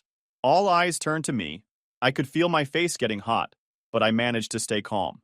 "I've got my own career now," I said, keeping my voice steady. "The thing about guilt trips is that they only work if you let them, and I was getting better at brushing them off. But that didn't stop my family from trying. One time, Dad even tried to play the practicality card. He called me up and started asking about my job. At first, I thought he was just making conversation, but it quickly turned into something else. "How much are they paying you over there?" he asked, like it was any of his business. "Enough," I replied, not giving him any details. "Well, you know we could really use someone with your skill set," he said. "I bet we could pay you just as much, if not more." I almost laughed. "Pay me more? With what money?" "Don't be like that," he said, clearly annoyed. "I'm serious. If you came back, we'd make it worth your while." It was tempting for about half a second, but I knew better. They'd been promising to make it worth my while for years, and it had never happened. The calls didn't stop there. Every few weeks, Dad or Mom would find a new reason to reach out. It was mostly about the business. "Do you have any tips for attracting more customers?" At one point, I started avoiding their calls altogether. It felt rude, but I needed the space. I couldn't keep putting myself in situations where I felt like the bad guy for living my own life. But even with all the distance I tried to create, the guilt still crept in. I'd lie awake some nights wondering if I was being selfish. What if they really did need me? What if I was the one holding everything together, and my leaving had caused everything to fall apart? It wasn't until much later that I realized how manipulative they'd been.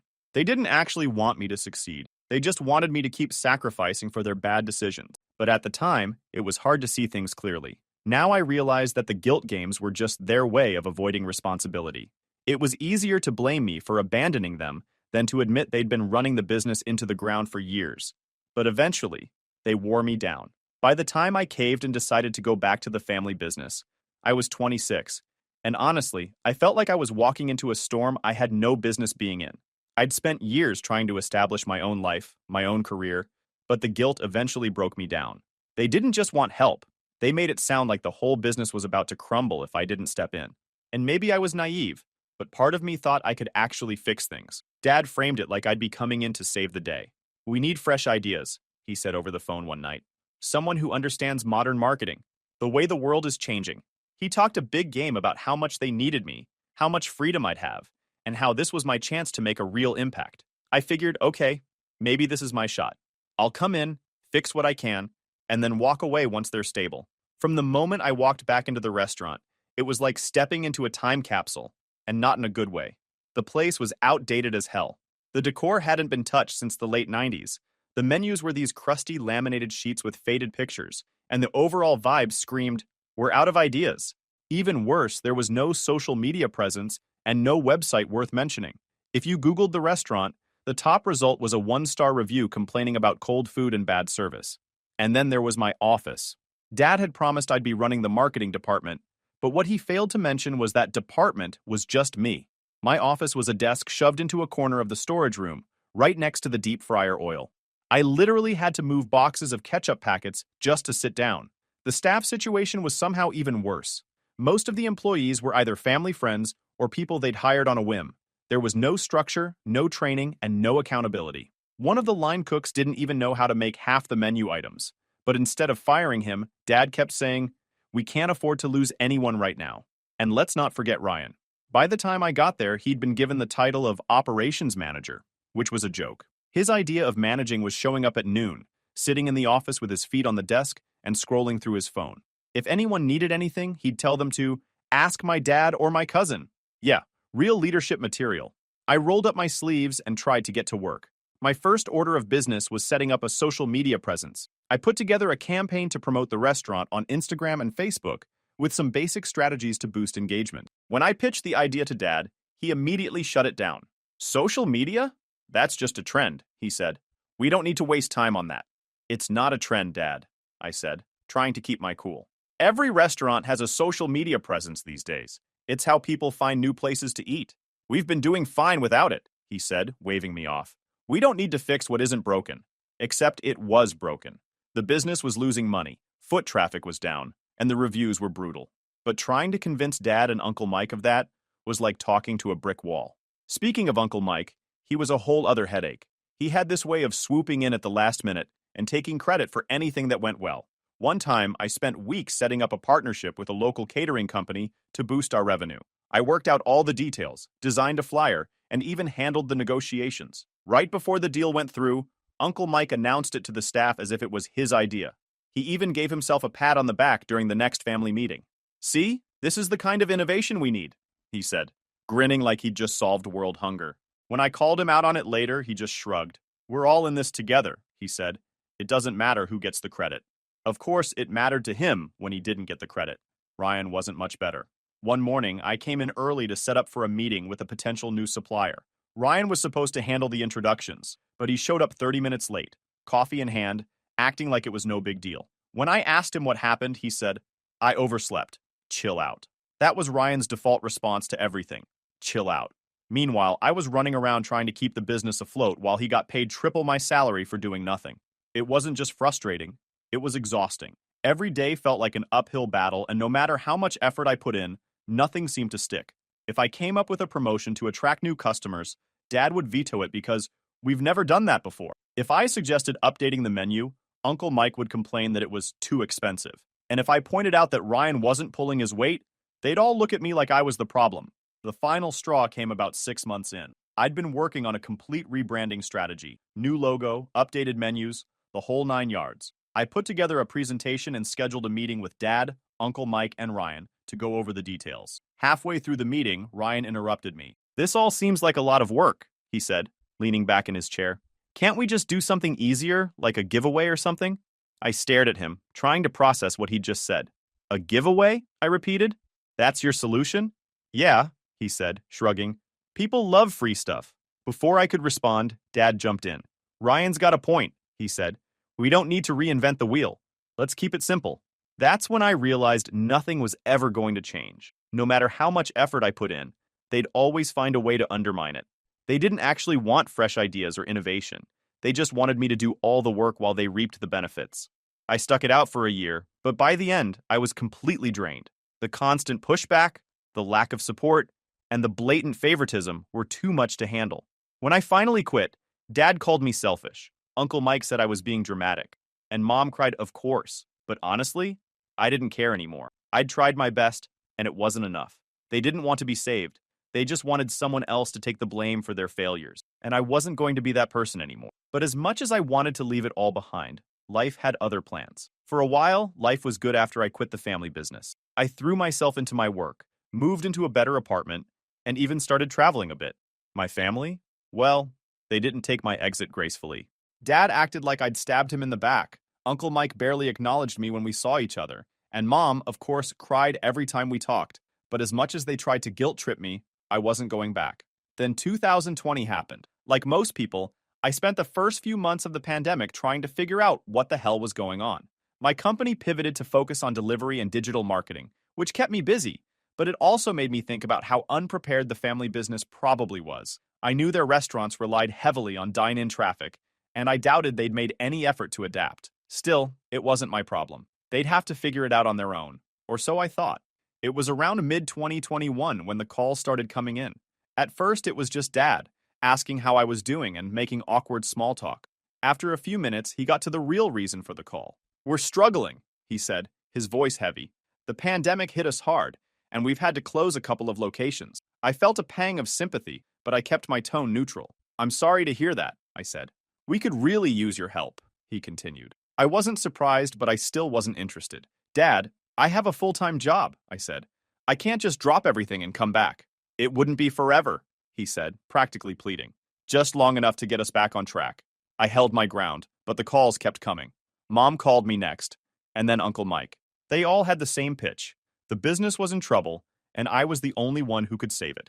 At first, I resisted, but the more I thought about it, the more I realized they might not make it without help. As much as I resented them, I didn't want to see the business Grandpa built go under. Still, I wasn't about to walk back into the same mess I'd left behind. If they wanted my help, it had to be on my terms. I spent a week putting together a proposal. I'd take over operations and marketing, but I'd need a 40% ownership stake, full control over decisions, and a competitive salary. If they wanted me, they'd have to treat me like a professional, not a family obligation. When I presented my terms, the backlash was immediate. Dad accused me of taking advantage of the family in a time of crisis. Uncle Mike called it extortion. Even Mom, who usually stayed out of business matters, said, "I can't believe you'd put a price on helping your family." I stood my ground. "This isn't charity," I said. "You want my expertise? This is what it costs." It took them 2 weeks to come around. I'm guessing the mounting bills and angry calls from creditors had something to do with it. Eventually, they signed the agreement, though not without plenty of grumbling. Uncle Mike even tried to sneak in a clause limiting my authority, but I caught it and made him remove it. I was officially back in the fold. Walking into the restaurants again was surreal. Everything was worse than I'd imagined. Half the locations were shut down. The ones that were open were barely scraping by. And the staff morale was at an all-time low. My first order of business was introducing online ordering and delivery. It was something I'd been pushing for years, but Dad had always dismissed it as unnecessary. Now, it was the only way to survive.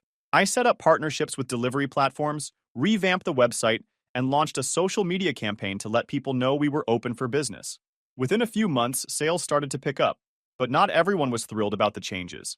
Dad complained constantly about how impersonal online ordering felt.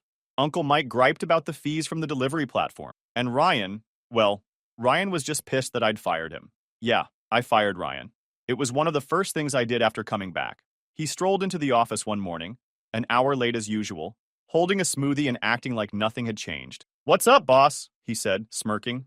"You're done," I said, handing him his termination letter. He looked at me like I'd just slapped him.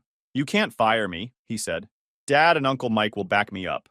They signed off on this," I said, motioning to the letter. "Clear out your desk." To his credit, he didn't make a scene, but I could tell he thought I'd cave. He probably assumed he'd be back in a week or two once Dad and Uncle Mike started whining about family loyalty, but I didn't budge. Firing Ryan was just the beginning. I cut unnecessary expenses, renegotiated supplier contracts, overhauled the menu to focus on quality over quantity, and introduced a loyalty program to reward repeat customers. I even brought in a consultant to help train the staff, which Dad absolutely hated. We've been doing this for decades, he said during one of our many arguments. Why do we need some outsider telling us how to run things? Because what you've been doing isn't working, I said. If you want to save this business, you need to let me do my job. The loyalty program was also a big hit, but it almost didn't happen.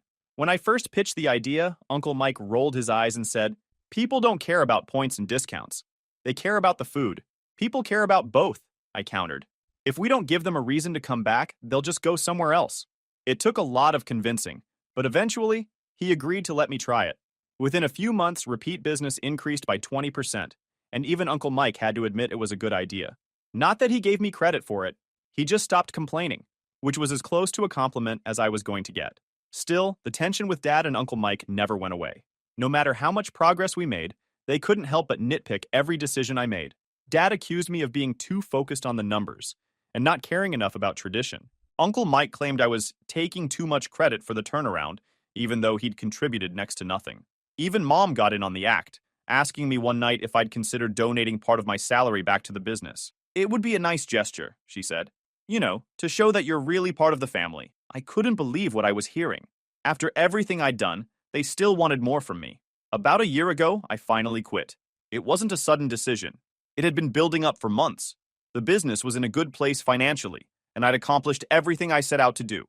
The restaurants were turning a profit again. Staff morale was up, and we had a loyal customer base. From the outside, everything looked great, but inside, it was a nightmare. The final straw came during one of our family meetings. By this point, I'd been running the operations and marketing for over 2 years. I'd modernized every aspect of the business, and it was thriving because of my efforts. But instead of being grateful, Dad and Uncle Mike were plotting behind my back. I found out they'd promised Ryan the CEO role. Yes, Ryan. Apparently, they'd decided that now that the business was stable, it was time to hand over the reins to family. Never mind that I was family too. In their minds, Ryan was the heir, and I was just the workhorse. When I confronted them, Dad didn't even try to deny it. "You've done your part," he said. "Now it's time for Ryan to step up and lead." "Step up and lead?" I repeated, trying not to lose it. "He hasn't done anything except sit on his ass while I've been busting mine for the last 2 years." "You don't understand," Uncle Mike said, as if I was the one being unreasonable. "This business was always meant to stay in the family. Ryan has the right to be part of it." "I am family," I said, my voice rising. "But that's never mattered to you, has it?" They looked at me like I was the problem, like I was being selfish for not wanting to hand over everything I'd worked for to someone who didn't deserve it. That was the moment I knew I was done. The next day, I submitted my resignation and sold my ownership stake back to them at a significant profit. Dad tried to talk me out of it, offering to double my salary. Uncle Mike called me immature and said I was throwing away everything we've built together. But I didn't care anymore. I'd given them everything I had, and it still wasn't enough. Now, a year later, I'm finally at peace with my decision. It wasn't easy at first. For the first few months, I kept waiting for the phone calls to start again. The guilt trips. The pleas for help. But they never came. I guess they thought if they ignored me, I'd come crawling back. As for the family business, it's not doing so great. From what I've heard, they've undone most of the changes I implemented. The loyalty program is gone, the menu is back to its bloated, outdated state, and their online presence is non-existent again. The worst part? They actually brought Ryan back. Apparently, he's managing the business now, but based on the reviews I've seen, he's doing exactly what I expected. Nothing. Customers are complaining about long wait times, rude staff, and inconsistent food quality. The restaurants are losing money again, and at least 3 locations have already closed. Do I feel bad about it? Not really. I gave them the tools to succeed, and they chose not to use them. That's on them, not me. But at the end of the day, it's not my responsibility. I spent years trying to fix their mistakes, and it nearly broke me. Walking away was the best decision I ever made, and I've finally stopped feeling guilty about it. If there's one thing I've learned from all of this, it's that loyalty isn't about sacrificing yourself for people who don't appreciate you. True loyalty goes both ways. It's about mutual respect and support, not blind obligation. Now, when I look back at everything I went through, I don't feel bitter. I feel proud. Proud that I stood up for myself, proud that I set boundaries, and proud that I had the courage to walk away. Life's too short to waste on people who don't value you. If they can't see your worth, it's their loss, not yours. And that's where I'm at now. Finally at peace, finally free. And honestly, it feels pretty damn good. Story 4. My delusional GF told me, "Don't stand next to me. I don't need people thinking I date you. You'll ruin my image." Weeks later, She found out who really ruined whose image. Hey, Reddit. My girlfriend thought she was destined for bigger things and decided to reinvent herself. I, Anthony 27 male, went along with it for a while, even supported her, but the way she started treating me made it obvious what she really thought of me. One moment in particular opened my eyes, and from then on, I knew things weren't going to end the way she expected. So my girlfriend Jenny, 25 female, thought she was the next big thing on Instagram. She used to have a decent job in retail, steady paycheck, benefits, the whole thing. Then one day, she announces she's quitting because her brand needed her full attention. Her brand, like she was Nike or Apple or something.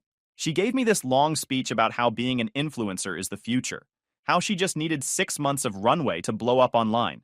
6 months where I'd cover rent, utilities, groceries, the boring peasant stuff, while she used her savings to fund her business expenses.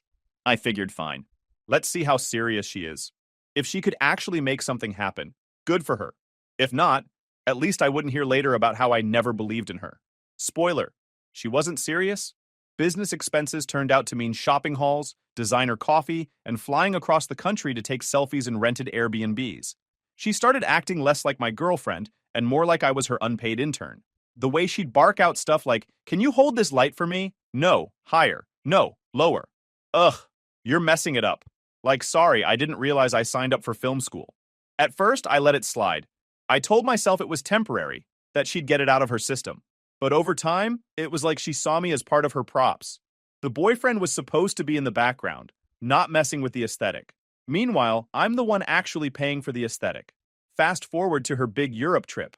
She planned this 3-week content creation tour with her 2 influencer besties, Billy and Karen. Think budget Kardashians. The deal was this trip would be her last big push before the 6 months were up. After that, she'd have to start contributing again, because I wasn't going to bankroll her forever. I drove her to the airport. We're rolling up to the check-in counter when she spots Billy and Karen. They're decked out like it's Paris Fashion Week, even though they're about to sit on a cramped plane for 10 hours. They take one look at me, normal dude, comfortable clothes, and give each other that quick side-eye smirk. You know the one. Jenny freezes, like she just spotted a paparazzi camera. She spins around with this panicked look and whispers, "Okay, you can stop here." I'm confused. "What do you mean? I'll walk you to security." She sighs like I just asked her to help me churn butter in the middle of the terminal. She glances at her friends, then back at me. "No, don't stand next to me. I don't need people to think I'm dating you. You'll ruin my image." And there it was. Not a goodbye kiss, not an "I'll miss you." Just pure panic about being seen with me.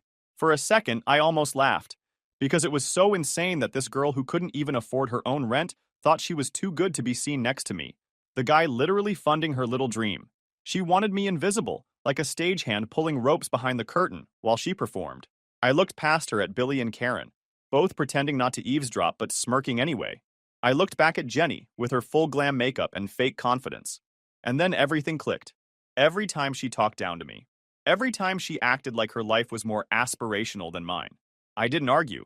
Honestly, I felt lighter than I had in months. I just smiled, nodded, and said, "Yeah, you're right. Wouldn't want to ruin your red carpet moment." Then I let go of the luggage cart, told her, "Have a great trip," and walked away. No dramatic fight. No scene for her to use later in some teary Instagram story. Just me walking out. She stood there frozen, not knowing what to do, probably expecting me to chase after her, or grovel. But all she got was my back walking out of the terminal. I could practically feel her ego glitching behind me. As soon as I hit the parking lot, I pulled out my phone. She was going to be gone for 3 weeks. That was more than enough time. She thought she was about to build her brand in Europe. She had no idea her whole brand at home was about to get remodeled. By me. And trust me, I had plans. The drive back from the airport was the most peaceful car ride I'd had in months. Just me, silence, and the thought that I was finally free. At first, the petty side of me wanted to go full scorched earth.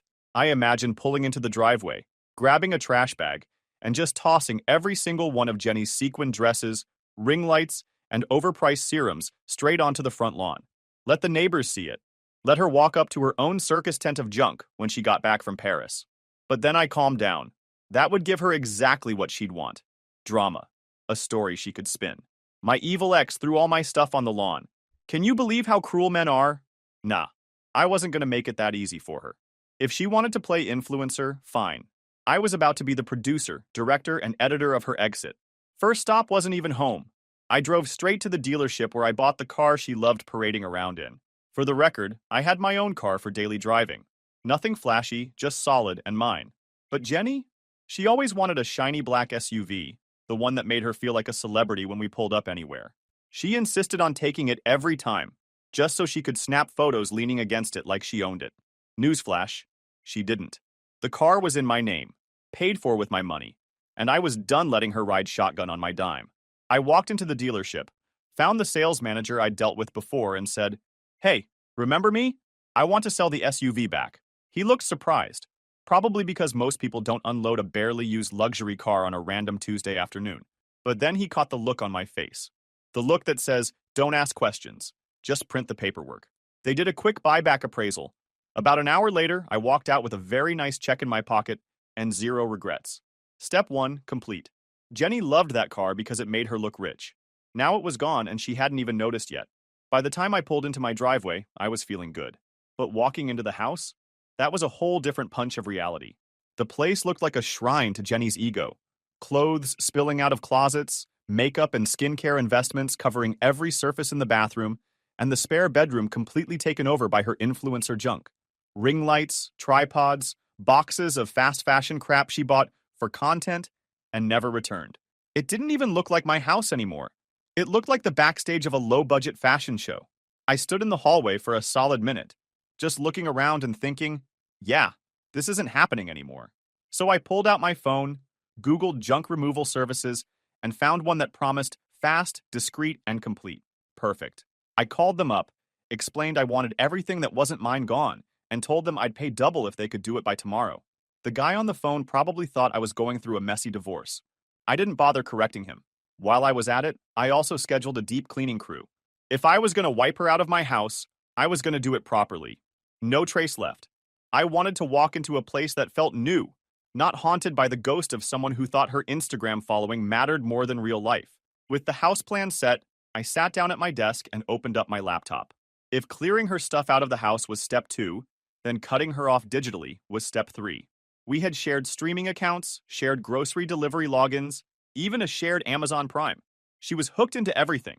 I went one by one, changing passwords, removing her as an authorized user, and locking it all down. Netflix? Mine. Hulu? Mine. Spotify?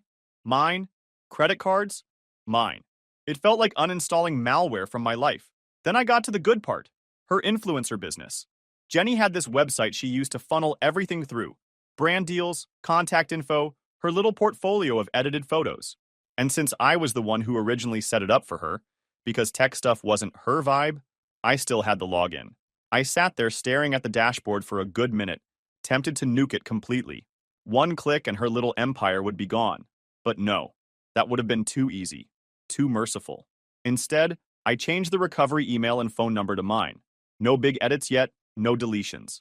I was just making sure when the time came, I'd be holding all the strings. By the time I finished, it was late, and the house was still filled with Jenny's stuff. But instead of feeling overwhelmed, I felt calm. For the first time in months, I wasn't reacting to her chaos. I was creating order, a plan, step by step. That night, I slept better than I had in ages. No ring lights glaring at me. No endless TikTok scrolling blasting from the other side of the bed. Just me, silence, and the knowledge that Jenny's brand was about to have a very different kind of relaunch. Next morning, I booked a locksmith too. New deadbolts, new keys, fresh start.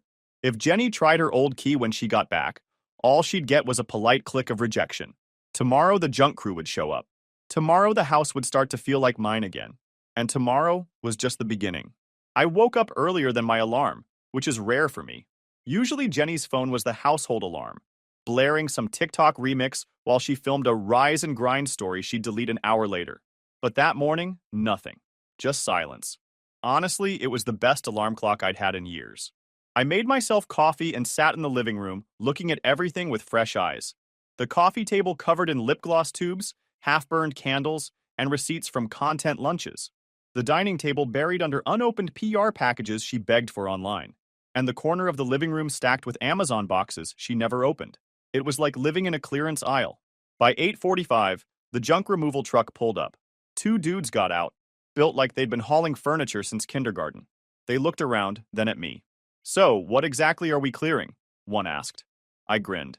Everything that looks like it belongs to a wannabe celebrity. If it looks like it belongs to an adult man, it stays. They laughed, probably thinking I was exaggerating. They'd learn. I walked them through the house. Closet? Wipe it out. Bathroom? Anything that doesn't smell like soap or deodorant? Gone. Spare bedroom? Don't even sort. Just scoop. Jenny had turned that space into her personal QVC studio. There were tripods, 2 ring lights, racks of clothes still with tags, and piles of shoes she wore once for a photo then forgot existed. The guys didn't waste time. I stood in the hallway and just listened. The sound of boxes thudding, hangers clattering, and drawers slamming shut. It was music. Every thump out the door was another piece of her ego leaving my house. One of the guys walked out holding a massive framed print of Jenny's face. No joke. She had a 24 by 36 glam shot of herself hung up in the bedroom like she was a hotel lobby. The guy stopped, raised his eyebrows at me. Storage, I said. He shrugged and carried it off.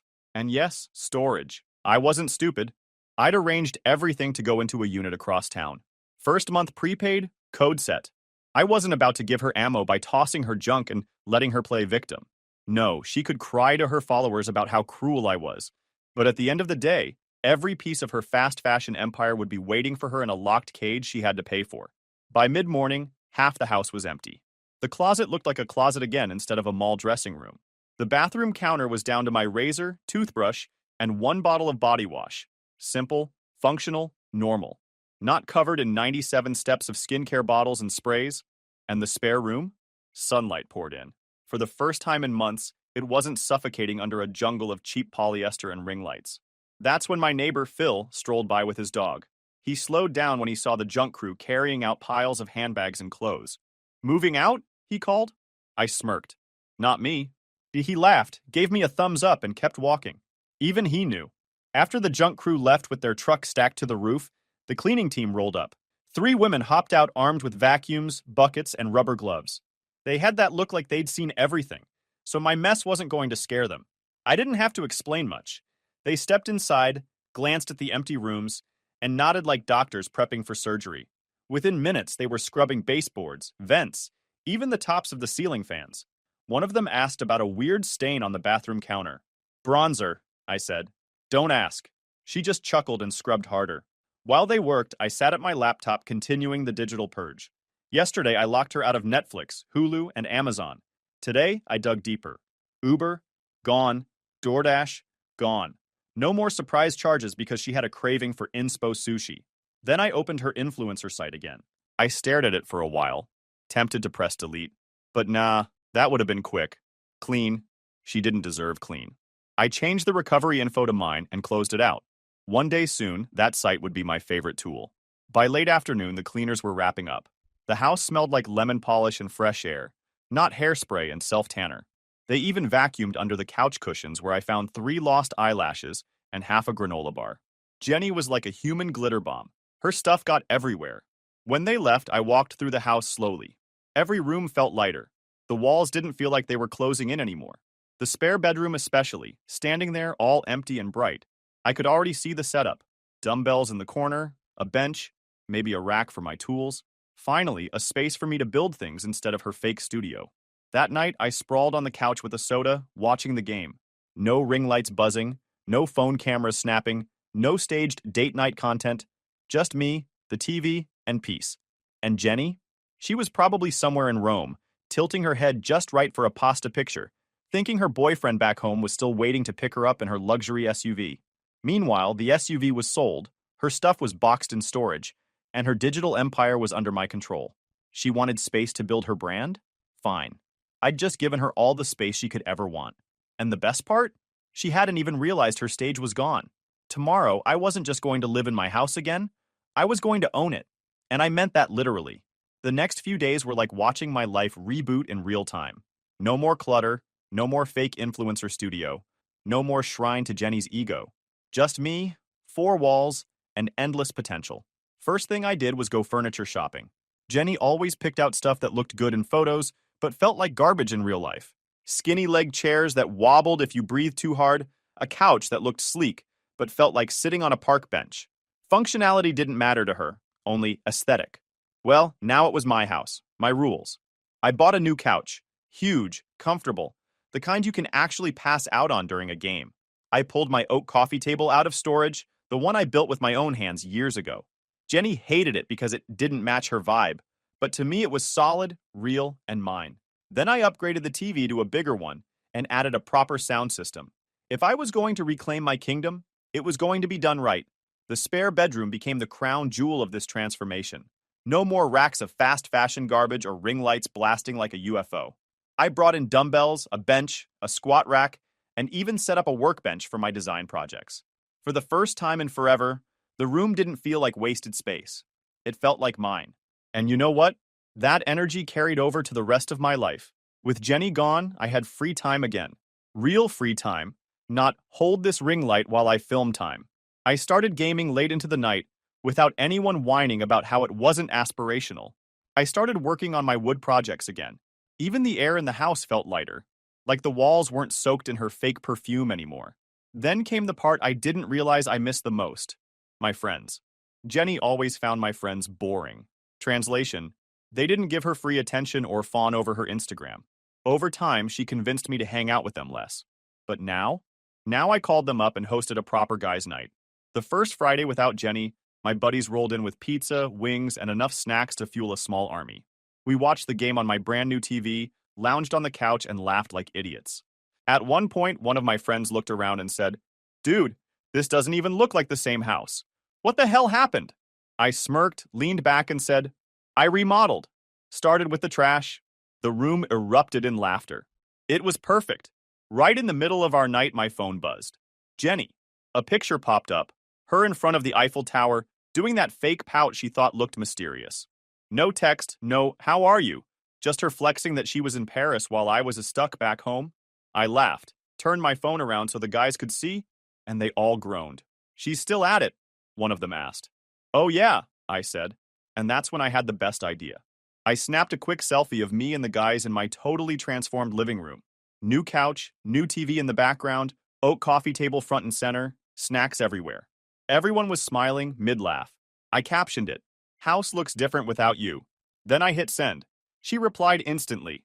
She replied, "First, then, where's my stuff? Then, what the hell did you do to the house?" My phone buzzed nonstop for the next 10 minutes. Walls of angry texts, calls one after another. "This isn't funny, Anthony. You can't just do this while I'm gone. Answer me right now." I didn't respond to a single one. I tossed my phone on the coffee table, grabbed another slice of pizza, and laughed with the guys. If she wanted drama, she could scream into the void. The silence was the reply. She kept spamming me with texts, and each time I just ignored it. After that one selfie, silence was my weapon.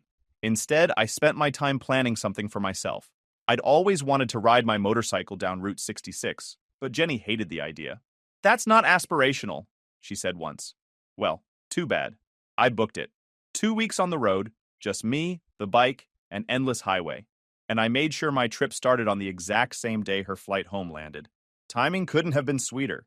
And then, with everything else falling into place, I sat down to write the email. Short, cold, professional. No fluff, no emotion. Subject line: important information regarding your return. Jenny, as per your request at the airport, I have ceased to be a part of your life. To that end, the following arrangements have been made. Your belongings have been packed and moved to a secure storage facility. Address: 123 Storage Way, Unit 42. Access code: 4321. First month prepaid. The SUV you were driving has been sold. It was in my name. The locks on the house have been changed. You are no longer a resident. I trust this provides you with the freedom you wanted. I will be out of town. I will not be available for further contact. Do not attempt. Best of luck in your future endeavors. Anthony. I read it over once, smiled, and hit send. That was it. Done. Clean. No begging, no explaining, no arguing. Just the facts, laid out like bullet points. If she wanted me gone from her image, she got her wish. She just didn't realize she'd lose everything else along with it. I leaned back, closed my laptop, and started packing my gear for the trip. For the first time in years, I wasn't planning around her schedule or her needs. I was planning for me. And damn, it felt good. That feeling stuck with me the whole 2 weeks leading up to her flight home. I was lighter, happier, Hell, I even caught myself whistling while packing for my motorcycle trip. Meanwhile, Jenny's texts kept rolling in like clockwork, half flexing, half panicked. The day of her return, I was already on a plane headed west. My friend Rustin, absolute legend, had agreed to keep me updated on whatever circus unfolded when Jenny touched down. And oh, he delivered. Apparently, Jenny landed and expected me waiting at the curb like her personal chauffeur. She stood outside with her 3 monster suitcases, scanning the crowd like I'd magically appear with balloons and a welcome home sign. When she realized I wasn't there, she called me. Then again. Then again. By the 10th call, Rustin said she was pacing, full-on meltdown mode. Eventually, she flagged down a cab. And not just any cab. One of those small ones where even getting a carry-on in the trunk is a fight. The driver had to wrestle her oversized luggage like it was a CrossFit competition. Jenny, of course, stood there filming herself looking sad and stranded, because even her breakdown had to be content. By the time the cab finally dropped her at my house, the meter was pushing triple digits. She tried her old key in the lock. Nothing. Tried again. Nothing. That's when the real show started. Rustin told me she pounded on the door like she expected me to appear from the other side. When it stayed shut, she sat on one of her suitcases right there on the porch, staring at the door like sheer willpower would unlock it. Then came the calls. 48 in 2 hours. Voicemails ranging from rage, "You can't do this to me," to pity. "We can fix this, Anthony. Just let me in." She even called her influencer friends, Billy and Karen. Guess what? Suddenly they were busy. Too busy to drive across town and play moving crew for her. Loyalty only lasts as long as the clout does, I guess. So finally, she had to call the backup plan. Her parents. 2 hours away. Rustin said when they showed up, it looked like a bad sitcom. Her dad was red-faced, yelling at Jenny about wasting his time. Her mom was crying like I'd locked their daughter out of Buckingham Palace. And Jenny? She was sitting cross-armed on her suitcase, glaring at the house like it had betrayed her. That was just the porch scene. The real fun started later that night when the smear campaign went live. Jenny and her 2 besties posted synchronized Instagram stories. Teary eyes, shaky voices, captions about the dark side of relationships. Jenny painted herself as the poor abandoned victim, left homeless and stranded by a man she thought loved her. If I hadn't been on a motorcycle under the desert sky at the time, maybe it would have stung. But the truth? It was hilarious. I had already inoculated everyone that mattered. Before I left, I'd sent a quiet message to mutual friends. Jenny and I broke up. She made it clear we wanted different lives, just reserved judgment. That was it. No drama, no story for her to spin. So when her crocodile tears hit Instagram, people weren't buying it. Comments under her posts were skeptical at best. Some even started whispering about the airport story, the one where she told me I'd embarrass her. Funny how quick that slipped out. Rustin called me the next morning laughing so hard he could barely breathe. "Bro, your front yard looked like a yard sale no one wanted to attend." Her dad yelling, her mom crying, Jenny screaming into her phone. Neighbors came out just to watch. Dude, it was like free entertainment. I pictured it all while riding through Route 66. Jenny sitting on her luggage throne, the whole illusion crumbling in real time. Her friends ghosting, her parents exhausted, her brand unraveling online. For once, I didn't feel like the background character in her performance. She wasn't the star anymore. She was just the one stranded outside, trying to play an audience that had stopped clapping. And me? I was already miles away, watching Red Rock Canyons glow under the sunset. Free, untouchable, and grinning like a man who just watched the credits roll on a bad movie. The best thing about silence? It drives people crazier than shouting ever could. Jenny had already humiliated herself on the porch, cried online for sympathy, and burned through her friends' patience. All I had to do was sit back and wait. But I wasn't just going to let her fizzle out.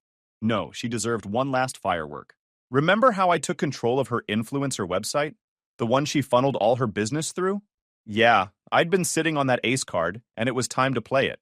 Late one night, I parked the bike at a campsite, pulled out my laptop, and logged in. Her portfolio was still full of those staged photos. Her leaning on my SUV, her twirling in dresses I paid for, her sipping cocktails she didn't buy. It was basically a highlight reel of my money, disguised as inspiration. Before I erased it all, I rotated the password, swapped the recovery email phone to mine, and turned on 2-factor authentication. Now, even if she tried to claw her way back in, every code and reset came to me. Then I erased it all. Every filtered photo, every fake caption, with the total circled in thick red. Underneath, I typed, "Brand undergoing strategic realignment. Please check back soon for updates." I hit publish, closed the laptop, and leaned back with the biggest grin of my life. Rustin later told me the timing was perfect. One of her dwindling followers spotted it almost instantly and sent her a screenshot. According to him, Jenny lost her mind. She went from glass of wine in a selfie mode to screaming banshee mode in 5 seconds flat. She tried logging in, locked out. She tried recovering the password, blocked. She called the hosting company, nothing. By the time she realized she had zero control, my phone was lighting up with her calls. 27 in the first hour alone. I didn't answer a single one. When she couldn't fix it, she did what Jenny always did, played victim. She jumped on her Instagram story, red-faced and sobbing, telling her followers how I had hacked her site and destroyed her career. She even used the word career, like she was a CEO and not just a girl with a phone and a ring light. But here's the deal. Her career only existed because of me. Without me paying for the trips, clothes, and dinners, she had nothing to post. She was crying about losing a job that was literally built on my wallet. When the crying didn't work, she changed tactics. Enter the legal threats. About a week later, my lawyer called me, practically giddy. "You're gonna love this one," he said, barely containing his laughter. Jenny had hired some fancy firm, or at least sent a letter with their logo on it, demanding that I restore her access to the house, return the car, and pay her support because I'd ruined her livelihood. My lawyer lives for this stuff. The man gets joy out of dismantling weak arguments, and Jenny had just handed him a gold-plated one. He drafted a response that was basically a verbal roundhouse kick wrapped in legal jargon. Attached were a copy of the deed to the house, my name only, clear as day, a copy of the car title, again, my name only, an itemized invoice of every expense I'd covered for her over the past year, rent, groceries, utilities, vacations, even the stupid studio lights. Her share of the total was more than anything she could ever claim I owed her. And then, the cherry on top. The letter ended with this polite but brutal line. If Miss Our Jenny Warkey wishes to pursue this matter in court, Mr. Anthony will be more than happy to countersue for repayment of these expenses. We strongly suggest she reconsider. Translation, please sue us. We'd love nothing more than to watch you get shredded in front of a judge. My lawyer told me he actually chuckled while signing it. He admitted he doesn't usually get this kind of low-effort target practice from ex-influencers, and he was savoring every second. Funny thing, the threats stopped immediately. No more letters. No more talk about the car. Not even a whimper about support. She folded like a cheap tripod. And just like that, her arsenal was gone. No house, no car, no website, no career. Her friends had ghosted, her parents were exhausted, and now even the law wasn't going to save her. The best part? She'd built her whole identity around looking like a star. But when the lights went out, there was nothing there. Just silence. That silence followed me all the way back from the trip. For the first time in forever, my phone wasn't buzzing with demands, complaints, or fake emergencies. No guilt trips, no assistant-level errands, no staged date night requests. Just peace. And that silence? That was better than any comeback. By the time I unpacked at home, Jenny had gone completely dark online. No new posts, no dramatic quotes, no selfies. The only trace of her brand was that screenshot of the junk removal receipt floating around, shared in group chats for laughs. I'd taken her empire apart without yelling once. No fights, no begging, no theatrics. Just logic, receipts, and silence. That was the kill shot. And man, it felt good to pull the trigger. Coming back from that motorcycle trip, I felt like a different man. No stress, no constant buzzing phone, no staged photo ops. Just me, the road, and the kind of silence you don't realize you've been missing until you finally get it. The silence didn't end when I parked the bike back in my garage. Jenny was gone from every part of my life. No calls, no messages, no nonsense. Her brand wasn't just quiet. It was dead. Word trickled back through mutual friends. Jenny had moved back in with her parents. That's right. Miss I'm a Global Influencer was now living in her childhood bedroom, surrounded by stuffed animals and posters she'd forgotten to take down. The storage unit pickup was apparently a disaster too. Her parents had to rent a moving truck to haul everything back, and the entire day was one long screaming match. Neighbors told Rustin it was so bad they could hear her dad yelling from the street. Her influencer career? Finished. She didn't have the money to keep up the image. No more shiny SUV to pose with. No more content trips she couldn't afford. No more wardrobe hauls she was secretly putting on my card. Her feed went from daily posts to recycled old photos. then to vague inspirational quotes about new beginnings. Basically, digital tumbleweeds. Even her friends, Billy and Karen, cut her loose. Apparently, they got sick of her crying about how I ruined her life, while simultaneously begging them for help. Those two weren't about to bankroll her lifestyle. Loyalty in her world only lasted as long as the free perks did. Then came the funniest part. A buddy of mine who works downtown called me out of the blue. "Hey man, you'll get a kick out of this. Jenny came into the gallery yesterday. Tried to sell me some of your old furniture that you got rid of when you were clearing the place. Said she was an interior designer now." I laughed so hard I almost dropped the phone. "Did you buy any?" "Are you kidding? It was all cheap junk with no character." I told her it was worthless. She flipped out, started ranting about how you destroyed her career. Honestly, man, it was sad. That was Jenny in a nutshell. Delusional. She thought she was a visionary, but the second the money dried up, the illusion crumbled. Without me, there was no brand, just piles of tacky furniture and expired skincare. Meanwhile, I wasn't just surviving, I was thriving. My house was mine again. Every room had something real in it. My oak coffee table in the living room, my weights and tools in the spare room, my photos from the trip framed on the wall, memories that didn't need a filter to matter. I reconnected with friends I'd neglected for too long. Game nights, hikes, weekends at the ballpark, stuff Jenny had always called boring because it didn't get likes online. Turns out boring feels pretty damn good when it's real. The best part, though? Freedom. I could plan my own trips, buy what I wanted, do what I wanted, without someone asking if it fit the vibe. I didn't have to live in someone else's highlight reel anymore. I never hated Jenny. Not even after everything. Hate would mean she still had space in my head. What I felt was better. Indifference. She was just noise I'd muted. She once told me my life wasn't aspirational. And she was right in her way. My life wasn't aspirational for Instagram. It was real, solid, built on things that last. Friendships, work I'm proud of, furniture I actually built with my hands. Stuff that doesn't need an audience to matter. Jenny never understood that I wasn't just some background extra in her story. I was the foundation. And when the foundation walked away, the whole pretty set collapsed. She wanted a brand. I wanted a life. She got stuck with empty quotes and blurry old photos. I got everything else. And honestly, I wouldn't trade places for anything. Story 5. This story is titled, "My Sister and Her Husband Moved In with Our Parents and Are Furious. I refused to babysit their kids while they went on a vacation." Hey everyone! Before we jump into today's video, I need your help. We've noticed the channel is losing some traction, and subscribing is one of the best ways you can support us. It's quick, free, and it helps us keep bringing you awesome content. Your support means the world. Let's keep this channel growing together. Thanks so much. Now let's start the video. Hey everyone, I've been lurking here for a while, but after everything that's gone down, I need to get this off my chest. So here goes. I'm Hannah, 22, and fresh out of college with a degree in finance. For as long as I can remember, I've been the one with a plan. Graduate high school, get into a good college, land a decent job, and move out.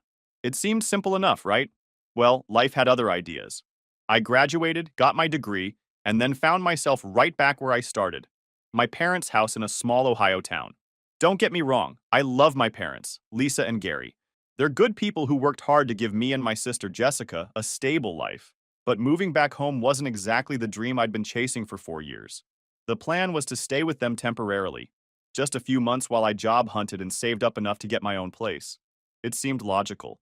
No rent, free food, and a chance to regroup while I figured out my next steps. I convinced myself it was a smart move, even if it stung my pride a little.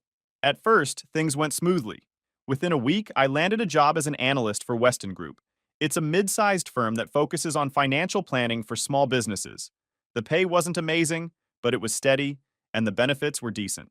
I came home that evening feeling like I'd taken my first big step toward independence. Mom was in the kitchen making dinner, and Dad was watching TV in the living room.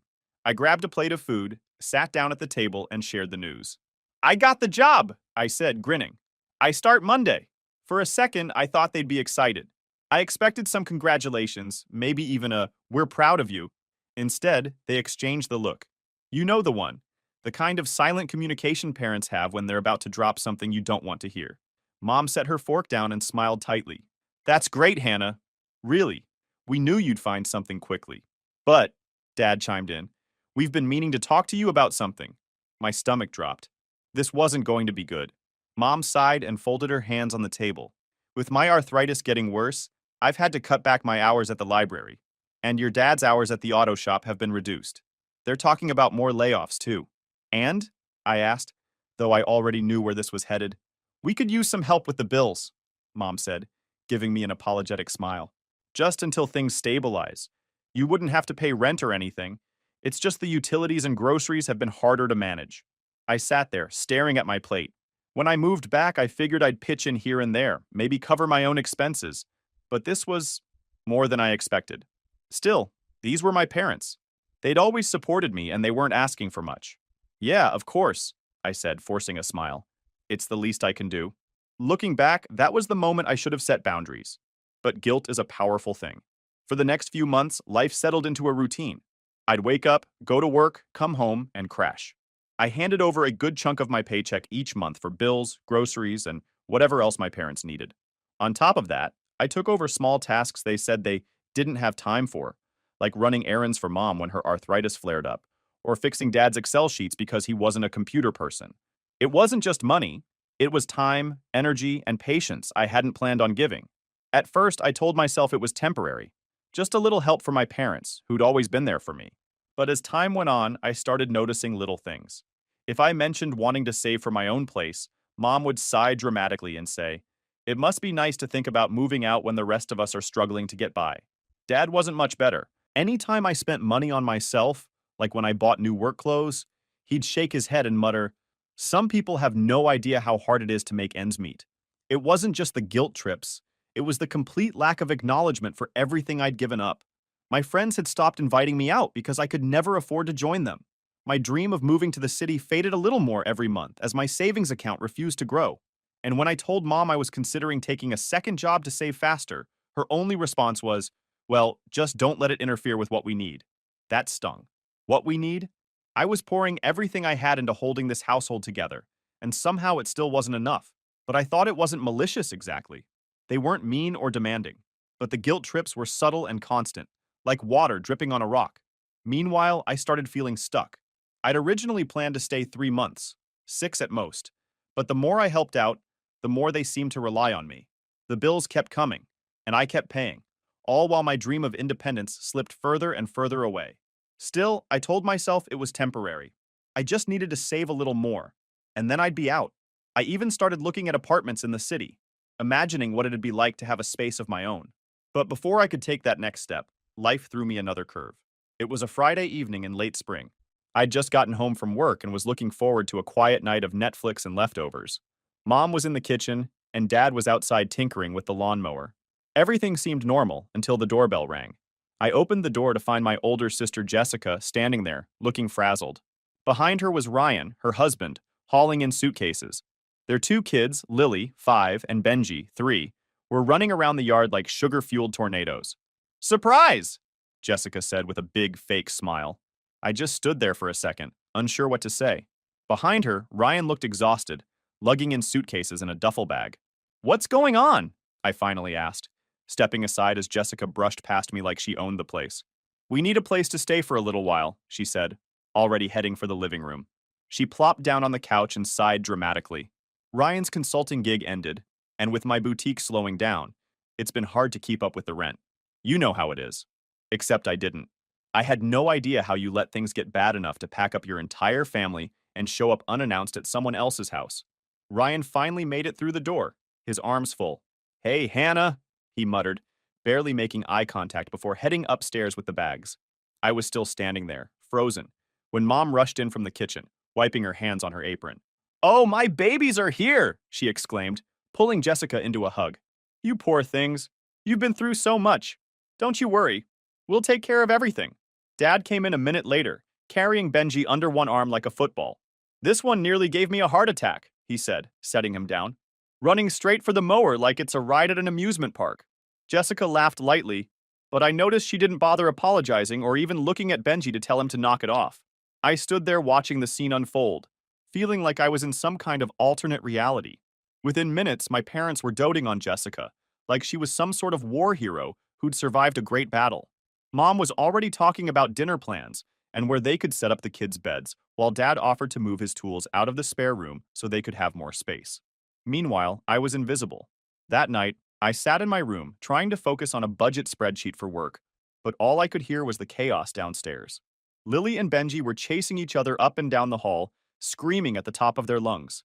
Jessica's voice carried from the living room as she recapped her latest business struggles to Mom. I took a deep breath and reminded myself this was temporary. A few weeks max, I could survive that. By the next morning, it was clear Jessica and Ryan weren't going anywhere anytime soon. They unpacked every suitcase, filled up the closet in the spare room, and even commandeered a shelf in the pantry for the kids' snacks.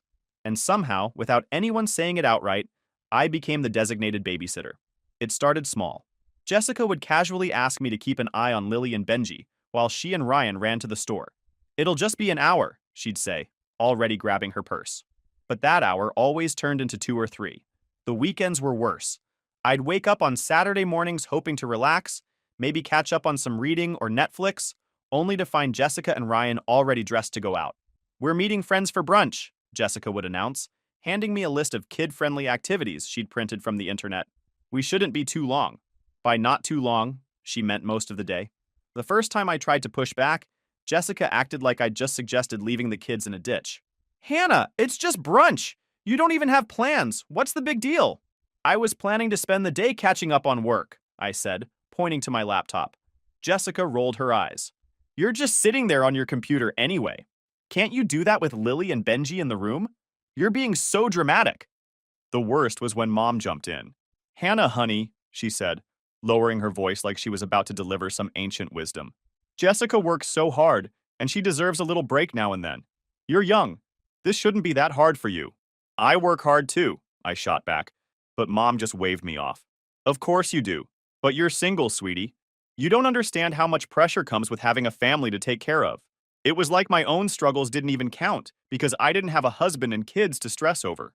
No matter what I said, it always came back to how much harder everyone else had it. If I tried to set boundaries, I was being selfish.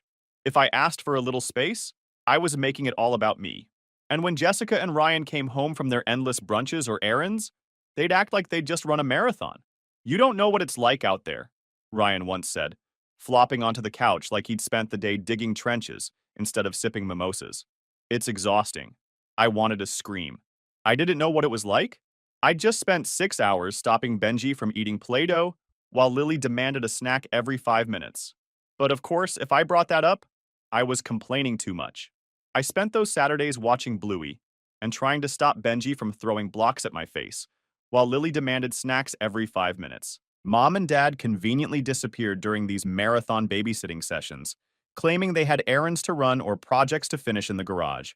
When I brought it up to Jessica later, she rolled her eyes. "Hannah, they're just kids. It's not that hard." Not that hard? Easy for her to say when she wasn't the one scrubbing crayon marks off the walls or trying to explain why eating Play-Doh isn't a good idea. The worst part was how little anyone seemed to appreciate what I was doing. Every time I brought it up, Jessica acted like I was being dramatic. Ryan barely spoke to me unless he needed something, and Mom and Dad seemed to think this was all perfectly normal. "You're such a big help," Mom said one evening when I mentioned how tired I was. "It's good practice for when you have kids someday." The constant guilt trips were starting to wear me down. Every time I thought about saying no or setting firmer boundaries, I'd hear Mom's voice in my head. Family helps family. But what about me? Didn't I deserve to have my own life? It wasn't just the babysitting either. My paycheck, which had been enough to cover the bills for 3 people, was now stretched thin with 5 extra mouths to feed. The grocery bills doubled overnight, and the utilities shot up too. I tried bringing it up one evening after dinner. "Hey, Jessica, would you and Ryan be able to chip in for groceries this week?" She looked at me like I'd just asked her to donate a kidney. "We're barely scraping by as it is, Hannah, you know that." Ryan nodded solemnly. "It's tough out there right now." I bit my tongue and let it go. But inside, I was fuming. As the weeks turned into months, I started to feel like a prisoner in my own home. My bedroom became the only place I could escape, but even that wasn't safe. Lily and Benji loved to burst in uninvited, scattering toys and crumbs everywhere. It was clear to everyone except me that this wasn't temporary. Jessica and Ryan were making themselves too comfortable, and I was footing the bill, both financially and emotionally. I should have spoken up sooner, but every time I tried, I felt like the bad guy. I was constantly told I was overreacting or being selfish. So, I stayed quiet. And then, one evening, I overheard a conversation that changed everything. I wasn't trying to eavesdrop, but when you live in a house full of people who don't know the meaning of indoor voice, it's impossible not to overhear things. I was sitting in my room one evening, scrolling through job postings, anything to distract myself from the chaos downstairs, when I caught the tail end of a phone call Mom was having. Yes, we're all going to Florida next weekend for Mary's retirement celebration. It'll be so nice to have the whole family together for a proper send-off, Mom said with excitement. I froze. Florida? Retirement celebration? Whole family? I got up and walked into the hallway, craning my neck to see if I'd misheard. Mom was still on the phone, pacing the kitchen with her back to me. Of course, Hannah will be here to watch the kids. It just makes sense. No point in dragging them along to something they wouldn't enjoy. Ah, there it was. The whole family would be going to Florida. Except for me. Apparently, I'd already been volunteered to stay behind and play nanny. I went back to my room thinking how they could just forget me. The more I thought about it, the angrier I got. It wasn't just the fact that I hadn't been told about the trip. It was that they didn't even think to include me. I wasn't invited, wasn't asked if I could babysit, and wasn't even given a heads up. They just assumed. Because that's what my family did. The next few days were a blur of frustration and awkward silence. Jessica was busy shopping for vacation essentials, parading her new swimsuits and flip-flops around the house, while Lily and Benji wreaked havoc in the living room. Ryan talked nonstop about how much he was looking forward to kicking back on the beach. Mom, meanwhile, was in full-on planning mode, coordinating travel arrangements and double-checking her packing list. Dad, of course, went along with whatever she said, nodding at all the right moments, but not contributing much beyond an occasional grunt of agreement. No one mentioned the fact that I wasn't going. I tried to bring it up casually during dinner one night. "So, when were you all planning to tell me about Florida?" I asked, stabbing at my salad. Mom glanced at me, caught off guard. "Oh, I thought Jessica told you." Jessica didn't even look up from her plate. "I assumed you knew. Mom's been talking about it for weeks." "For weeks?" I wanted to scream. "Weeks, and no one thought to say anything to me?" "So, what's the plan?" I asked, forcing myself to stay calm. "You all head to Florida, and I just stay here with the kids?" "Well, yes," Mom said matter-of-factly. "It just makes the most sense. The kids wouldn't enjoy a retirement party, and someone needs to stay behind to look after them. You're so good with Lily and Benji, and it's not like you'd want to come anyway." That last part stung. "Why wouldn't I want to come?" I asked, trying to keep my voice steady. Jessica finally looked up, her expression somewhere between pity and irritation. "It's a family trip, Hannah. Adults only. You wouldn't even know anyone there besides Aunt Mary, and it's not like you're close to her." Dad chimed in, trying to smooth things over. "We just figured this was the best arrangement for everyone. You'll have the house to yourself for a few days. Peace and quiet." Was he serious? How peaceful would it be chasing after two hyperactive kids all weekend while the rest of the family sipped margaritas on the beach? I dropped the conversation after that. It was clear they'd already made up their minds, and nothing I said would change it. As the days ticked by, I felt more and more like an outsider in my own family. The excitement in the house was palpable. Jessica and Mom were constantly buzzing about outfits, itineraries, and which restaurants they'd try in Florida. Even Ryan, who rarely showed any emotion beyond mild annoyance, seemed genuinely excited about the trip. Meanwhile, I was invisible. It wasn't just the Florida trip, though.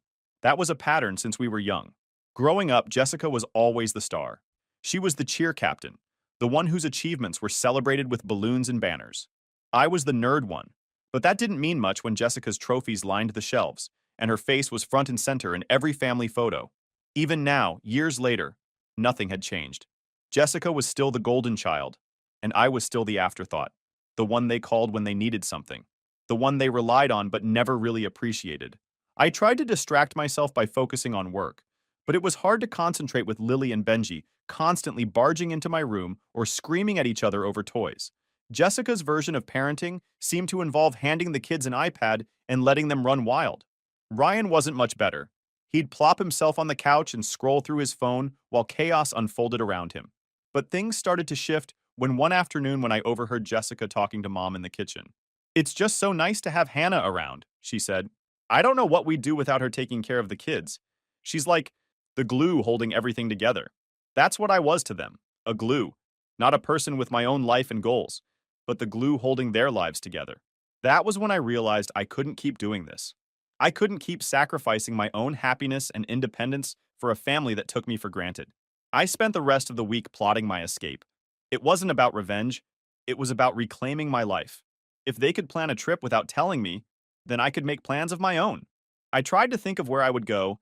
Then I remembered Casey, one of my friends from college, had mentioned going camping that weekend. She and a few friends were heading to Blue Ridge Falls, and she'd invited me to join them.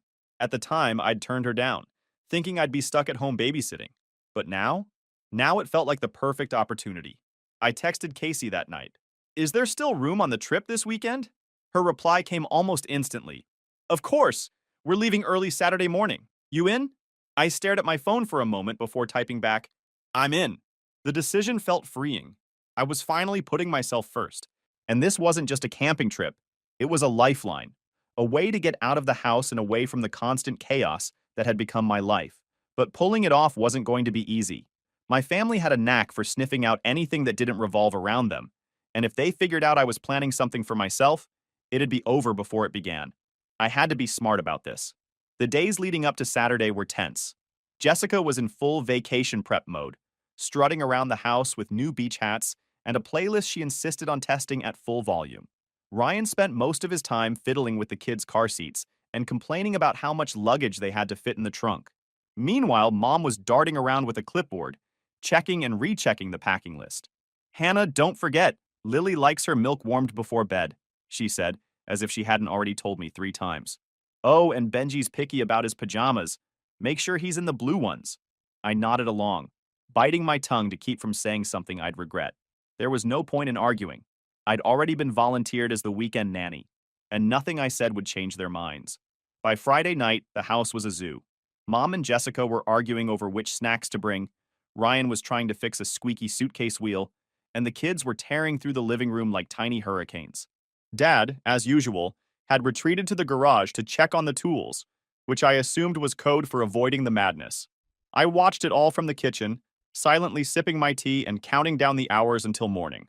Around 10 p.m., things finally started to settle down.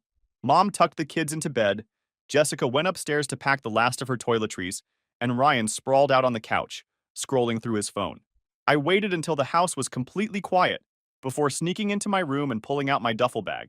I'd been packing little by little all week to avoid suspicion, stashing my hiking boots and clothes in the back of my closet. Now I carefully added my toothbrush, flashlight, and a few snacks before zipping it shut. My heart was racing, not with fear, but with excitement. This wasn't just about camping, it was about taking back control of my life. My alarm went off at 5 a.m. sharp. I jumped out of bed, grabbed my duffel bag, and tiptoed to the door. The house was eerily quiet, the kind of silence you only get in the early hours of the morning. I held my breath as I opened the front door, wincing when it creaked louder than expected. For a moment, I froze, half expecting someone to yell after me. But nothing happened. The air outside was cool and crisp. I took one last look at the darkened house, then climbed into my car and started the engine. As I backed out of the driveway, a surge of relief washed over me. I was free. The drive to Blue Ridge Falls was peaceful, almost therapeutic. The farther I got from home, the lighter I felt. I cranked up the radio and let myself relax for the first time in what felt like months. Although I kept thinking what would be their reaction when my family woke up, I tried to distract myself and focus only on me. Casey had sent me the campsite's address, and by the time I arrived, the sun was fully up. She was already there, unloading her car and setting up her tent. Hey, you made it, she called out, waving as I parked next to her. Of course, I said, wouldn't miss it for the world.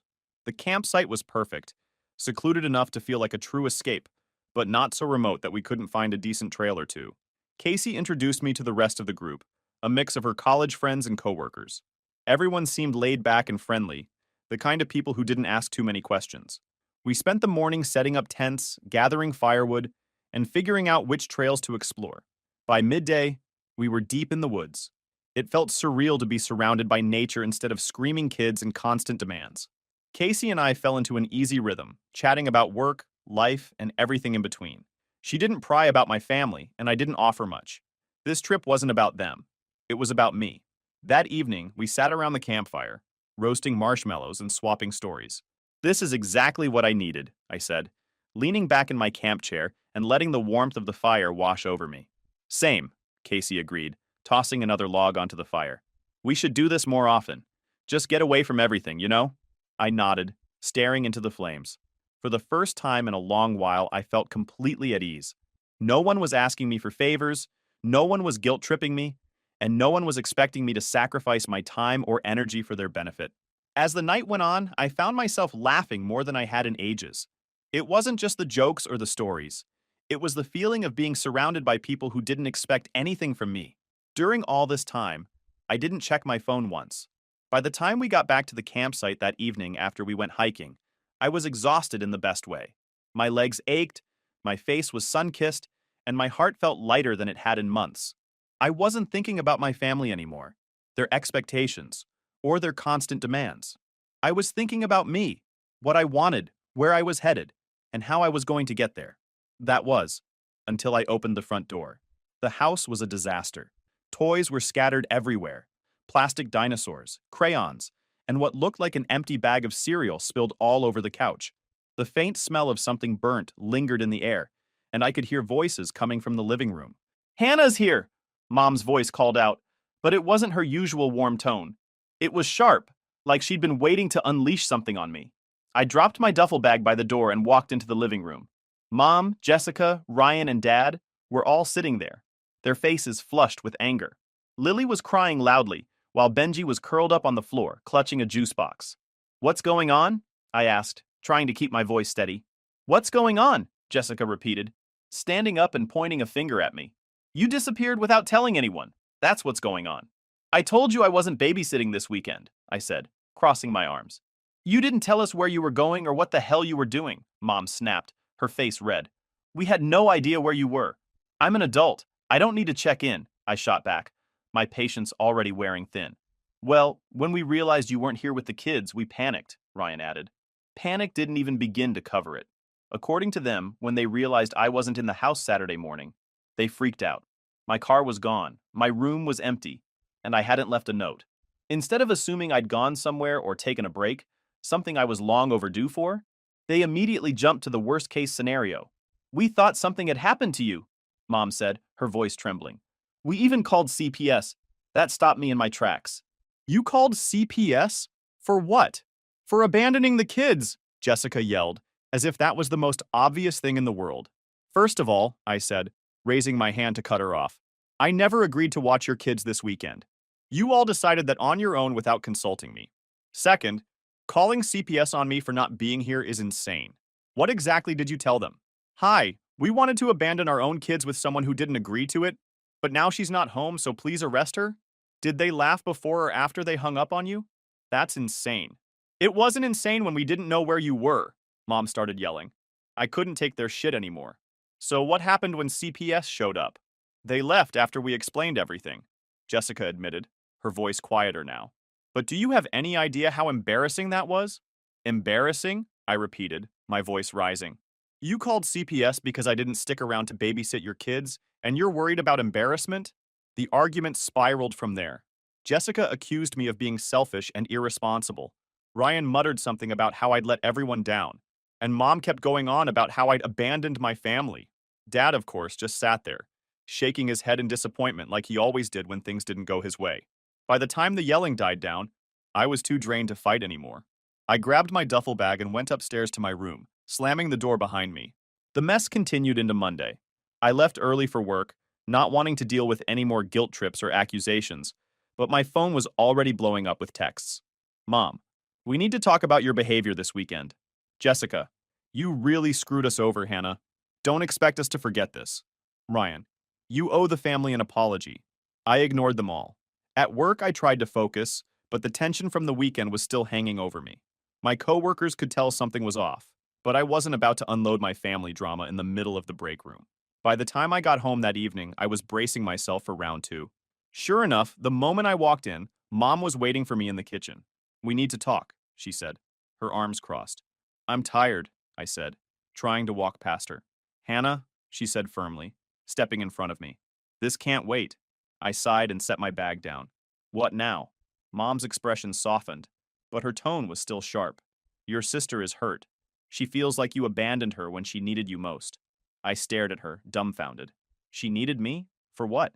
To babysit her kids while she went on vacation? "That's not my responsibility, Mom." "You should do your part as a member in this family," she said, her voice laced with disappointment. Funny how that only applies to me, I shot back. When has Jessica ever helped me? When has anyone helped me? Mom opened her mouth to respond, but no words came out. Exactly, I said, grabbing my bag and heading upstairs. The next few days were tense. Jessica barely spoke to me, and when she did, it was only to make passive-aggressive comments about how hard it was to find good babysitters these days. Ryan stayed out of it, which was probably for the best, but the silence from him was almost worse than the arguing. Mom and Dad tried to act like nothing had happened, but every conversation was laced with guilt. We're a family, Mom would say at random, as if that was enough to fix everything. I knew I couldn't stay much longer. The house felt more suffocating than ever, and no amount of space or time was going to make this better. One evening, as I was folding laundry, Dad knocked on my door. Can we talk? He asked, his voice quieter than usual.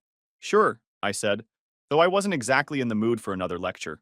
He stepped inside and sat on the edge of my bed, looking down at his hands. Look, I know things have been rough lately, and I know you feel like we've been unfair to you. I stayed silent, waiting for him to continue. But your mom and I are just trying to keep everyone together, he said. This family's been through a lot, and we're all trying to do our best. Dad, I get that, I said, trying to keep my voice calm. But I can't keep sacrificing my life for everyone else. I'm 22. I should be building my future, not cleaning up after Jessica and Ryan. He nodded slowly, but I could tell he didn't really understand. We'll figure this out, he said after a long pause. Just give it some time. I nodded, but deep down, I knew time wasn't going to fix this. By the end of the week, I'd made up my mind. It was time to leave. The house didn't feel like home anymore. It felt like a battleground. I knew if I stayed any longer, I'd lose what little sanity I had left. I started searching for apartments. My savings weren't much after months of paying for bills that weren't mine, but I had enough to get started. I found a few listings that looked promising. Nothing fancy, but clean, small. I stared at my phone for a minute before dialing Aunt Mary. She picked up on the second ring. Hannah, how are you, sweetheart? She said, her voice warm and familiar. Hey, Aunt Mary, I'm okay, I guess, I replied, unsure how to start this conversation. She immediately caught the hesitation in my tone. What's going on? Is everything all right? Not really, I admitted. I don't know if you heard, but I didn't go to your retirement trip. I noticed, she said. Your mom said you were staying behind to help with the kids. I thought that sounded odd. Why didn't you come? I couldn't help but laugh bitterly, because no one told me about it. They just assumed I'd babysit, like always. Aunt Mary was quiet for a moment before letting out a sharp breath. That doesn't surprise me, unfortunately. Your mom mentioned how much you've been helping out, but it sounds like they've been taking advantage of you. Yeah, you could say that, I said. I'm actually thinking about moving out, but I'm not sure how to handle the fallout. Well, sweetheart, you've done more than enough. You're young. You shouldn't be tied down like this. Move out, set boundaries, and let them figure out their own mess. It's not your responsibility to fix everything for them. Hearing those words felt like a weight had been lifted off my chest. She added firmly, and if you need help, let me know. You deserve better than this. That conversation gave me the push I needed. The next morning, I informed the landlord that I would no longer be contributing to the rent starting next month, and that my parents would need to take over. It was a step I'd been hesitant to take, but one I knew was necessary. After that, I spent the day packing. I didn't bother telling anyone yet. There was no point in starting another argument before I was ready to leave. I boxed up everything I could fit in my car, and the rest could wait. That evening, I came downstairs for dinner, ready to drop the bomb. The tension was already high. Jessica had barely spoken to me all week, and Mom had been hovering like a storm cloud. Can we talk? I said, setting my fork down. Mom looked up, wary. What is it, Hannah? I'm moving out, I said plainly. The silence was deafening. Jessica's fork clattered onto her plate, and Mom's jaw dropped. Even Dad looked surprised, though he quickly masked it with his usual frown. You're what? Mom asked, her voice shaking. I'm moving out, I repeated. I've already found a place, and I'll be leaving by the end of the weekend. But you can't just leave, Mom said, her voice rising. We need you here.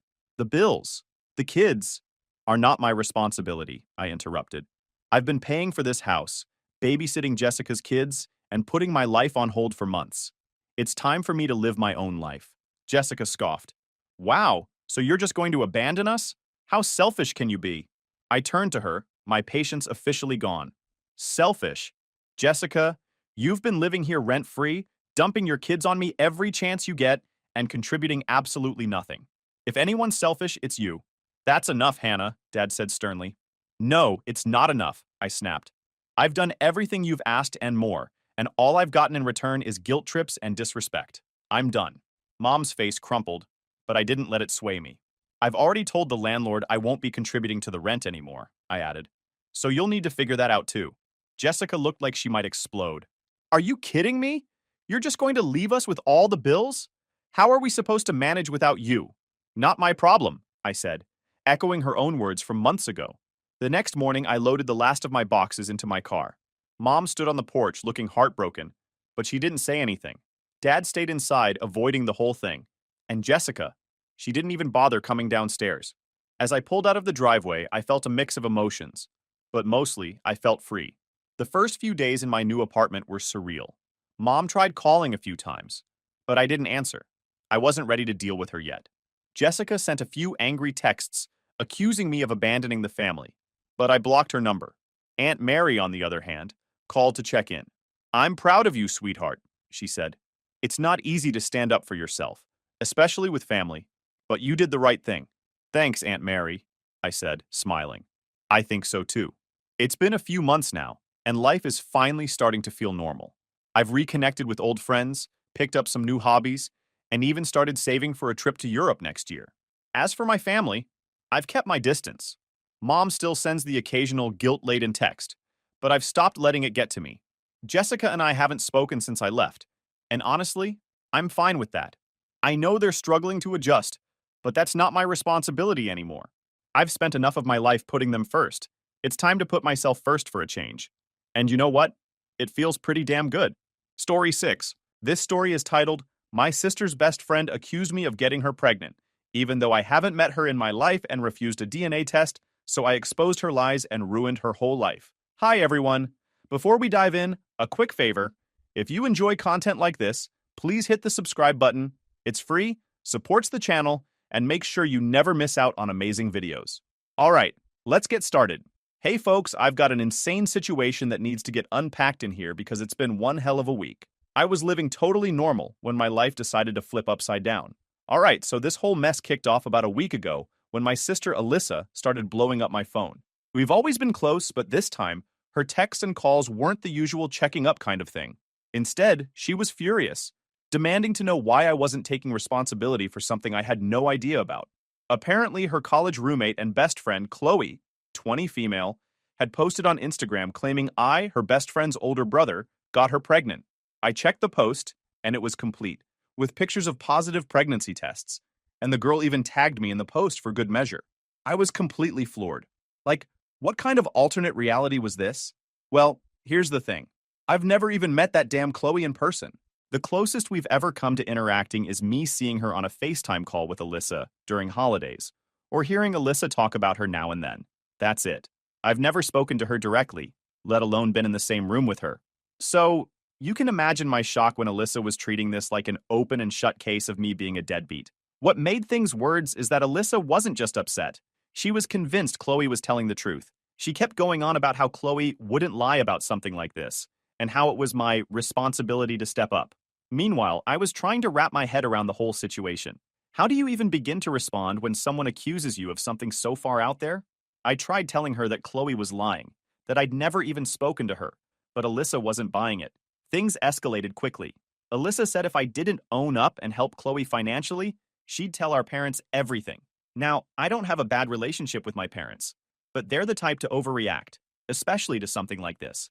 The idea of them finding out about this mess, especially when it's not even true, wasn't something I wanted to do. But what was I supposed to do? Give in to Alyssa and Chloe's demands for something I didn't do? The more I thought about it, the more frustrated I got. Chloe didn't just make up a little lie. She created a whole narrative.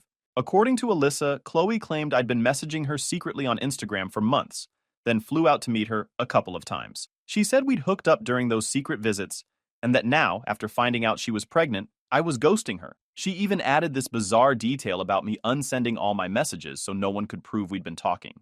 It was completely made up, obviously. I'd never messaged Chloe, never flown to see her, and didn't even follow her on Instagram. None of it made sense. But somehow, Alyssa believed every word. So I suggested the first thing that came up into my mind in that chaos. A paternity test to clear things up, but Alyssa shot it down, saying Chloe refused because it was an insult to her integrity. Seriously? If she was so confident I was the father, wouldn't she want to prove it? The whole thing just didn't add up. But Alyssa made it sound like I was the unreasonable one for even suggesting it. I kept replaying it all in my head, trying to figure out where this even started. Alyssa and I had always been close, so seeing her take Chloe's side so quickly was like a slap in the face. She wasn't just siding with Chloe, she was going all in.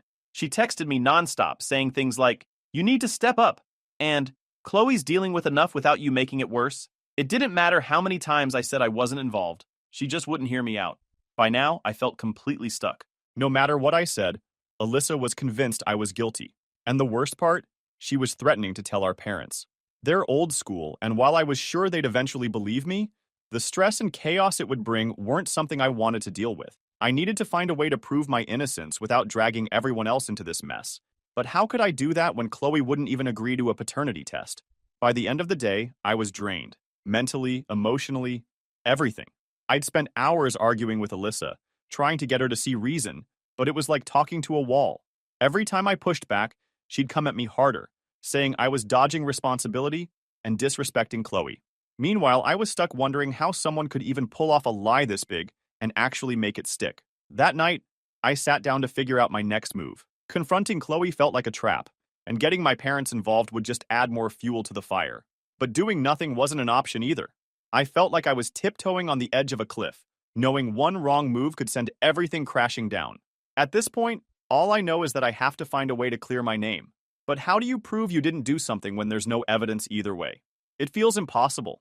And the worst part of all? The person pushing hardest against me is my own sister.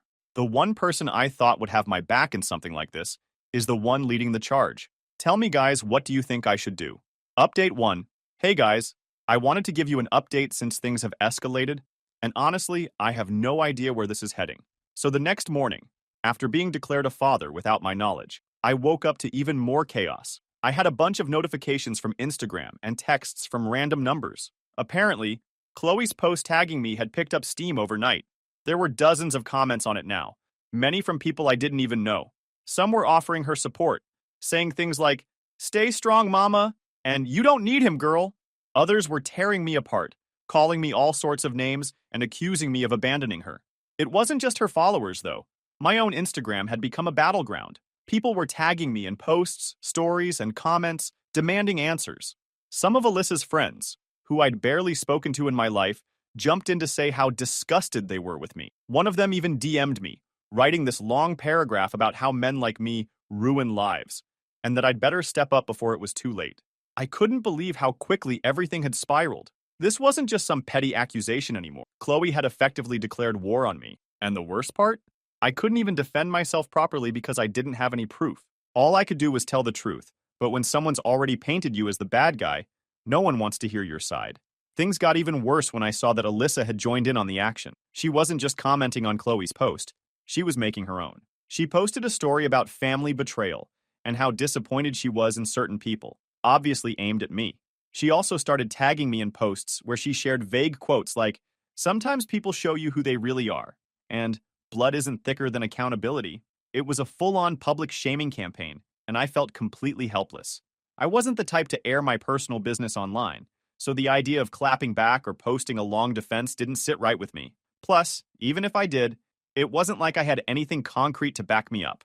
All I had was my word against Chloe's, and she was already running the narrative. Throughout the day, I kept getting texts and calls. A few friends called me, asking what was going on.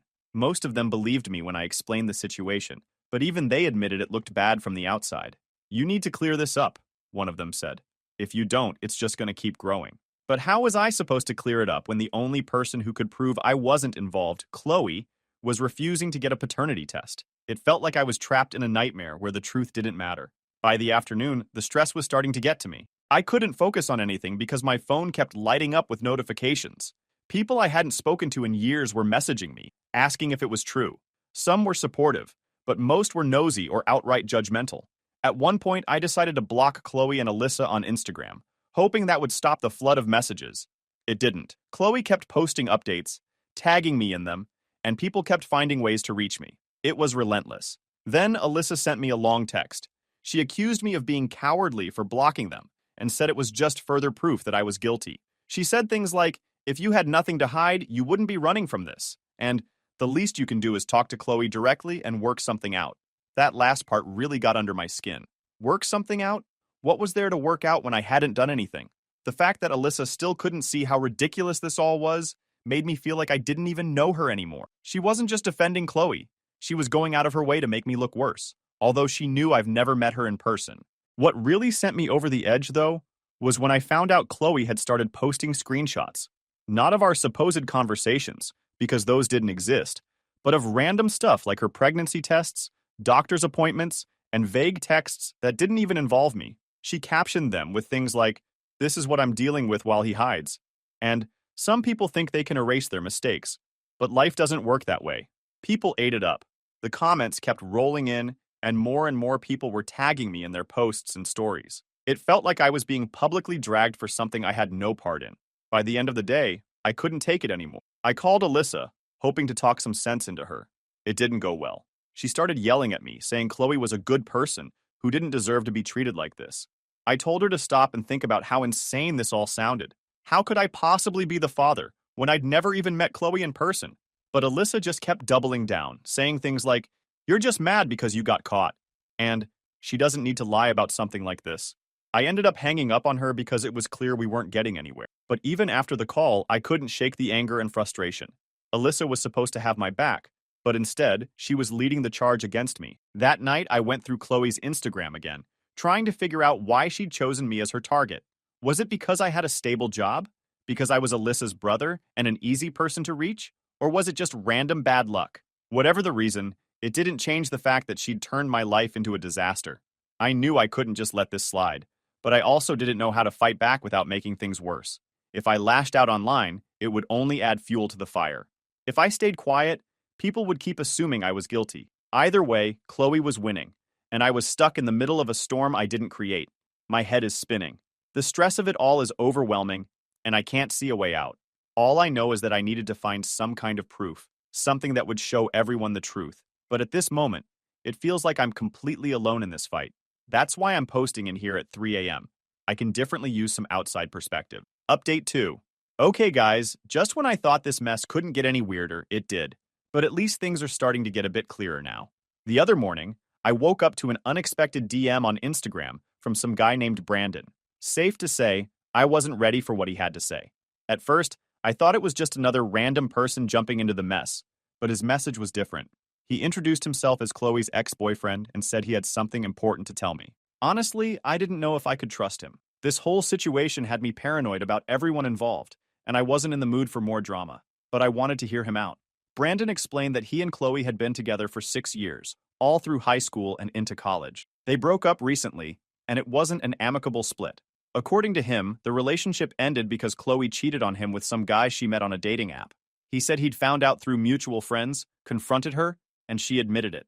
That was the end of their relationship. Here's where it got interesting. Brandon said Chloe tried to pull the same stunt on him just a few weeks ago. After they broke up, she called him and told him she was pregnant.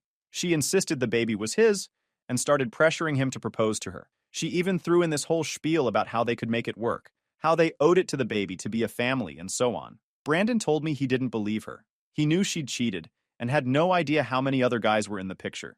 He said he told her flat out to get a paternity test before he even considered having that conversation. Chloe refused, saying it was demeaning and accusing him of not trusting her. That's when he officially cut ties and told her he wanted nothing to do with her. The way Brandon described it, it sounded like Chloe was grasping at straws. After he shut her down, she must have realized she didn't have a backup plan. So, when Brandon was out of the picture, she started looking for someone else to pin the pregnancy on. And that's where I came in. Brandon's theory was that Chloe picked me because I was an easy target. I'm stable, I have a decent job, and I'm her best friend's brother. That gave her a connection to me that she could use to make her story more believable. Plus, according to Brandon, Chloe had mentioned me a few times during their relationship. Apparently, she thought I was cute and had joked about what it would be like to date me. It was weird hearing that, but it made sense in a twisted way. Chloe wasn't just lying for the sake of lying. She'd carefully chosen her target. And now, thanks to her scheming, my life was in complete disarray. Brandon said he reached out because he felt bad for me. He'd seen Chloe's Instagram posts and knew she was lying. He figured I was going through the same thing he did and wanted to help. I didn't know whether to be grateful or angry. On one hand, I appreciated that someone was finally on my side. On the other hand, it pissed me off that Chloe had done this to someone else and was now dragging me into it. Brandon also sent me screenshots of their conversations from when she accused him of being the father. The messages were almost identical to what Alyssa had described Chloe saying about me. Claims about ghosting, accusations of erasing messages, and refusing to step up. It was like she had a script she was following, tweaking it just enough to fit her new target. The more I read, the angrier I got. That Chloe was weaponizing her situation to manipulate people. She wasn't scared or desperate. She was calculating. After going through everything Brandon sent me, I asked him what he thought I should do. He said the only reason he didn't blow the whole thing up when it happened to him was because he still cared about Chloe, even after what she did. But he wasn't emotionally tied to this anymore, so he told me to take whatever steps I needed to protect myself. That's when I got an idea. If Chloe was refusing to get a paternity test, maybe I could use Brandon's story to force her hand. I asked him if he'd be willing to share his side with Alyssa or even Chloe's parents. He hesitated at first, but eventually agreed. He said he didn't want to get involved directly, but he was fine with me sharing the screenshots if it helped clear my name. Armed with Brandon's evidence, I felt like I finally had something solid to work with. It wasn't proof that I wasn't involved, but it was proof that Chloe had done this before. If nothing else, it showed that her story wasn't as airtight as she made it seem. I spent the rest of the day organizing everything: Brandon's messages, the screenshots, and a timeline of events. I wanted to make sure I had all my facts straight before confronting Alyssa or anyone else. That night, I sat down and drafted a message to Alyssa. I explained everything Brandon had told me and attached the screenshots as proof. I kept it short and to the point, focusing on the facts instead of getting emotional. Then, I hit send and waited.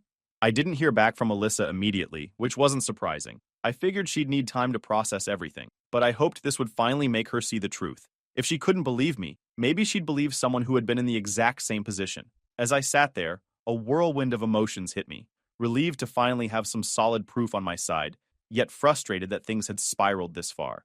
None of this should have happened, and while Brandon's help was a step forward, I knew the road ahead was still going to be messy. Honestly, I felt a glimmer of hope, but I also knew the road ahead was going to be rough. The next morning, I woke up to a response from Alyssa.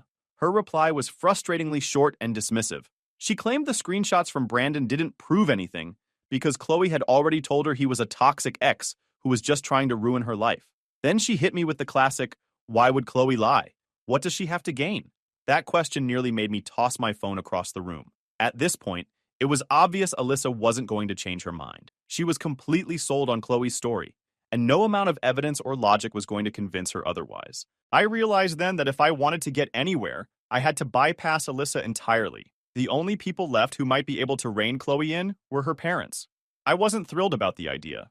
I'd never spoken to Chloe's parents, and from what Brandon had told me, they weren't exactly the warm and fuzzy type. Still, it felt like the only option I had left. If Chloe wasn't going to tell the truth and Alyssa was determined to back her up, then maybe her parents could force her hand. I got Chloe's mom's contact info from Brandon, along with a heads up that her parents were strict and old school. "They're intense," he'd said. I wasn't sure what that meant exactly, but I figured it couldn't hurt to try. I spent the morning putting together everything I wanted to say. I wrote out a timeline of events, compiled all the screenshots Brandon had sent me, and rehearsed how I'd explain the situation. I didn't want to come across as aggressive or emotional. I just wanted to be clear and factual. Around lunchtime, I finally worked up the nerve to call. Chloe's mom answered on the second ring. She sounded polite but wary, like she couldn't figure out why her daughter's roommate's brother was calling her. I introduced myself and got straight to the point, explaining that Chloe had been accusing me of being the father of her baby, but refusing to get a paternity test. I also told her about Brandon and how he'd gone through a nearly identical situation with Chloe just weeks earlier. I explained that Brandon had proof Chloe was lying, and I offered to send her the screenshots if she wanted to see them. There was a long silence on the other end of the line. When Chloe's mom finally spoke, her tone had shifted completely. She said she had no idea any of this was happening and apologized for the stress it had caused me. She asked me to send her everything I had: screenshots, timelines, anything that could help her understand what was going on. I agreed, and as soon as we hung up, I forwarded her the email I'd prepared. An hour later, Chloe's mom called me back. This time, she sounded livid, not at me, but at Chloe. She said she'd had no clue her daughter was capable of something like this, and assured me they'd be handling it immediately. She apologized again for the trouble and promised to keep me updated. I hung up feeling a mix of relief and unease. It felt good to finally have someone on my side who could actually do something about this. But still, I had no idea how Chloe or Alyssa would react once they found out I'd gone to her parents. The next day, Chloe's parents called me again. They'd spoken to Chloe and confirmed that she'd lied about me being the father. They apologized profusely for the trouble she'd caused and said they were taking steps to address her behavior. Chloe was back home with them and wouldn't be returning to college for the foreseeable future. They also mentioned that Chloe had tried to shift the blame onto Brandon and me, claiming we were ganging up on her to make her look bad. Thankfully, her parents weren't buying it. They said they were deeply disappointed in her and planned to cut her off financially, unless she got her act together. Hearing that was satisfying in a way, but it also felt surreal. Just a week ago, I was minding my own business, and now I was at the center of this ridiculous drama. It was like living in some weird alternate reality. By the end of the day, I felt like things were finally starting to settle. Still, I couldn't shake the feeling that this wasn't over yet. Alyssa wasn't the type to let things go. I'm sure when she finds out she won't stay silent. And Chloe had already proven she was willing to go to extreme lengths to get what she wanted. For now, though, I was just grateful to have some breathing room. I don't know what the future held, but I hope this is the beginning of the end of this nightmare. Update 3. Hi again. Remember the hope I ended my last update with? It only lasted about 24 hours. The next morning, Alyssa showed up unannounced at my apartment. She was still fuming. The first words out of her mouth were, "I can't believe you called Chloe's parents. Do you even care about anyone but yourself?" I didn't even let her inside. I stood in the doorway and told her flat out that I wasn't going to have this conversation again. I'd done what I had to do to clear my name, and if she couldn't understand that, then she needed to leave. But of course, Alyssa wasn't going to back down that easily. She accused me of ruining Chloe's life, saying she'd been forced to leave school, and now her parents were threatening to cut her off financially. Apparently, Chloe had confessed to lying about me being the father, but framed it as a desperate move because she was scared and didn't know how to handle the situation. I told Alyssa that Chloe brought this on herself. If she hadn't lied about me, none of this would have happened, but Alyssa didn't want to hear it. She said I should have just let it blow over instead of escalating things by going to Chloe's parents. She kept repeating the same lines about how I overreacted and made things worse for everyone involved. At one point, she even said, "You've completely destroyed any chance Chloe had of fixing her life. Do you even feel bad about what you've done?" That was the final straw for me. I told Alyssa that if she couldn't see how messed up this whole situation was, how Chloe's actions had hurt not just me, but also Brandon and even her own parents, then maybe she wasn't as rational as I thought she was. Alyssa got absolutely mad and left after that, slamming the door behind her. I figured that was the end of it, at least for the day. But later that evening, I got a call from my mom. Alyssa had gone straight to our parents and spun the whole thing to make me look like the villain. She told them I'd gone after Chloe and ruined her life, leaving out the part where Chloe lied about me being the father of her baby. My mom was upset, asking why I hadn't come to her and my dad first before taking things into my own hands. I spent the next hour explaining the entire situation from start to finish. How Chloe lied, how she refused a paternity test, how Alyssa sided with her without any proof, and how Brandon's story confirmed Chloe was a serial liar. My mom listened quietly, but I could tell she was overwhelmed. She's not great with conflict, and this was way more drama than she's used to dealing with. My dad, on the other hand, was on the right side. When he got on the phone, he said he couldn't believe Alyssa had been supporting someone who lied about something so serious. He was especially angry that she'd kept all of this from them until now. He told me he was going to have a serious talk with Alyssa and that he wouldn't tolerate this kind of behavior in our family. That gave me a sense of relief. The next day, Alyssa called me, furious as always. She said our parents had chewed her out for siding with Chloe and threatened to stop paying for her college if she didn't apologize to me and cut ties with Chloe completely. Alyssa accused me of turning our parents against her and said I was just trying to ruin her life too. I told her, "You're the one who dragged them into this, not me. If you can't deal with the consequences of your actions, that's not my problem." That didn't go over well. She started yelling about how I was selfish and vindictive, and I ended up hanging up on her. Over the next few days, things between Alyssa and our parents went from bad to worse. My dad was adamant that Alyssa needed to take responsibility for her actions, while my mom was caught in the middle, trying to keep the peace. Alyssa refused to apologize to me or even acknowledge that she'd been wrong to believe Chloe. Instead, she doubled down, saying she was just trying to support a friend in need and didn't understand why everyone was ganging up on her. At one point, my dad told Alyssa that if she didn't cut ties with Chloe and apologize to me by the end of the week, they'd stop paying her tuition. Alyssa called me immediately after that, blaming me for everything. She said I was tearing the family apart and that I should have just kept my mouth shut instead of escalating things. I didn't even argue with her this time. I just told her that I wasn't going to feel bad for standing up for myself and that she needed to take a hard look at who she was really supporting. Chloe lied to you, to me, and to everyone else. Stop being a fool, I said. If you can't see that, then I don't know what else to say to you. By the end of the week, Alyssa still hadn't apologized. True to their word, my parents cut her off financially, exactly like what happened to her friend that she supports. She called me one last time, crying and begging me to talk to our parents on her behalf. She said she couldn't afford to stay in school without their help and that she didn't want to lose everything over one mistake. I told her that I wasn't the one she needed to apologize to. It was our parents. They were the ones making the decision, not me. But Alyssa refused to see it that way. She kept saying I was the one who started all of this and that it was my fault her life was falling apart. After that call, I decided to block Alyssa's number. I couldn't keep dealing with her constant blame and refusal to take accountability. As much as it hurt to cut her off, I knew it was the only way to protect my own mental health. In the weeks that followed, my parents and I grew closer. The whole ordeal had been stressful, but it also made us realize how important it was to stick together and support each other. My dad even reached out to Brandon to thank him for coming forward with his story. As for Alyssa, I haven't heard from her since that last phone call. My parents tried reaching out a couple of times, but she didn't respond. I don't know if she's still in touch with Chloe or what she's doing now, but I hope she eventually realizes how toxic that friendship was. I feel like I've done everything I could to set the record straight. Chloe's lies nearly destroyed my life, and Alyssa's blind loyalty to her made it even worse. If cutting ties with both of them is what it takes to move on, then so be it. For now, I'm just focused on rebuilding my life and leaving this nightmare behind me. If I heard anything new about Alyssa, I'll post an update. Final update. Hey guys, it's been about 3 weeks since everything with Alyssa and Chloe finally blew up.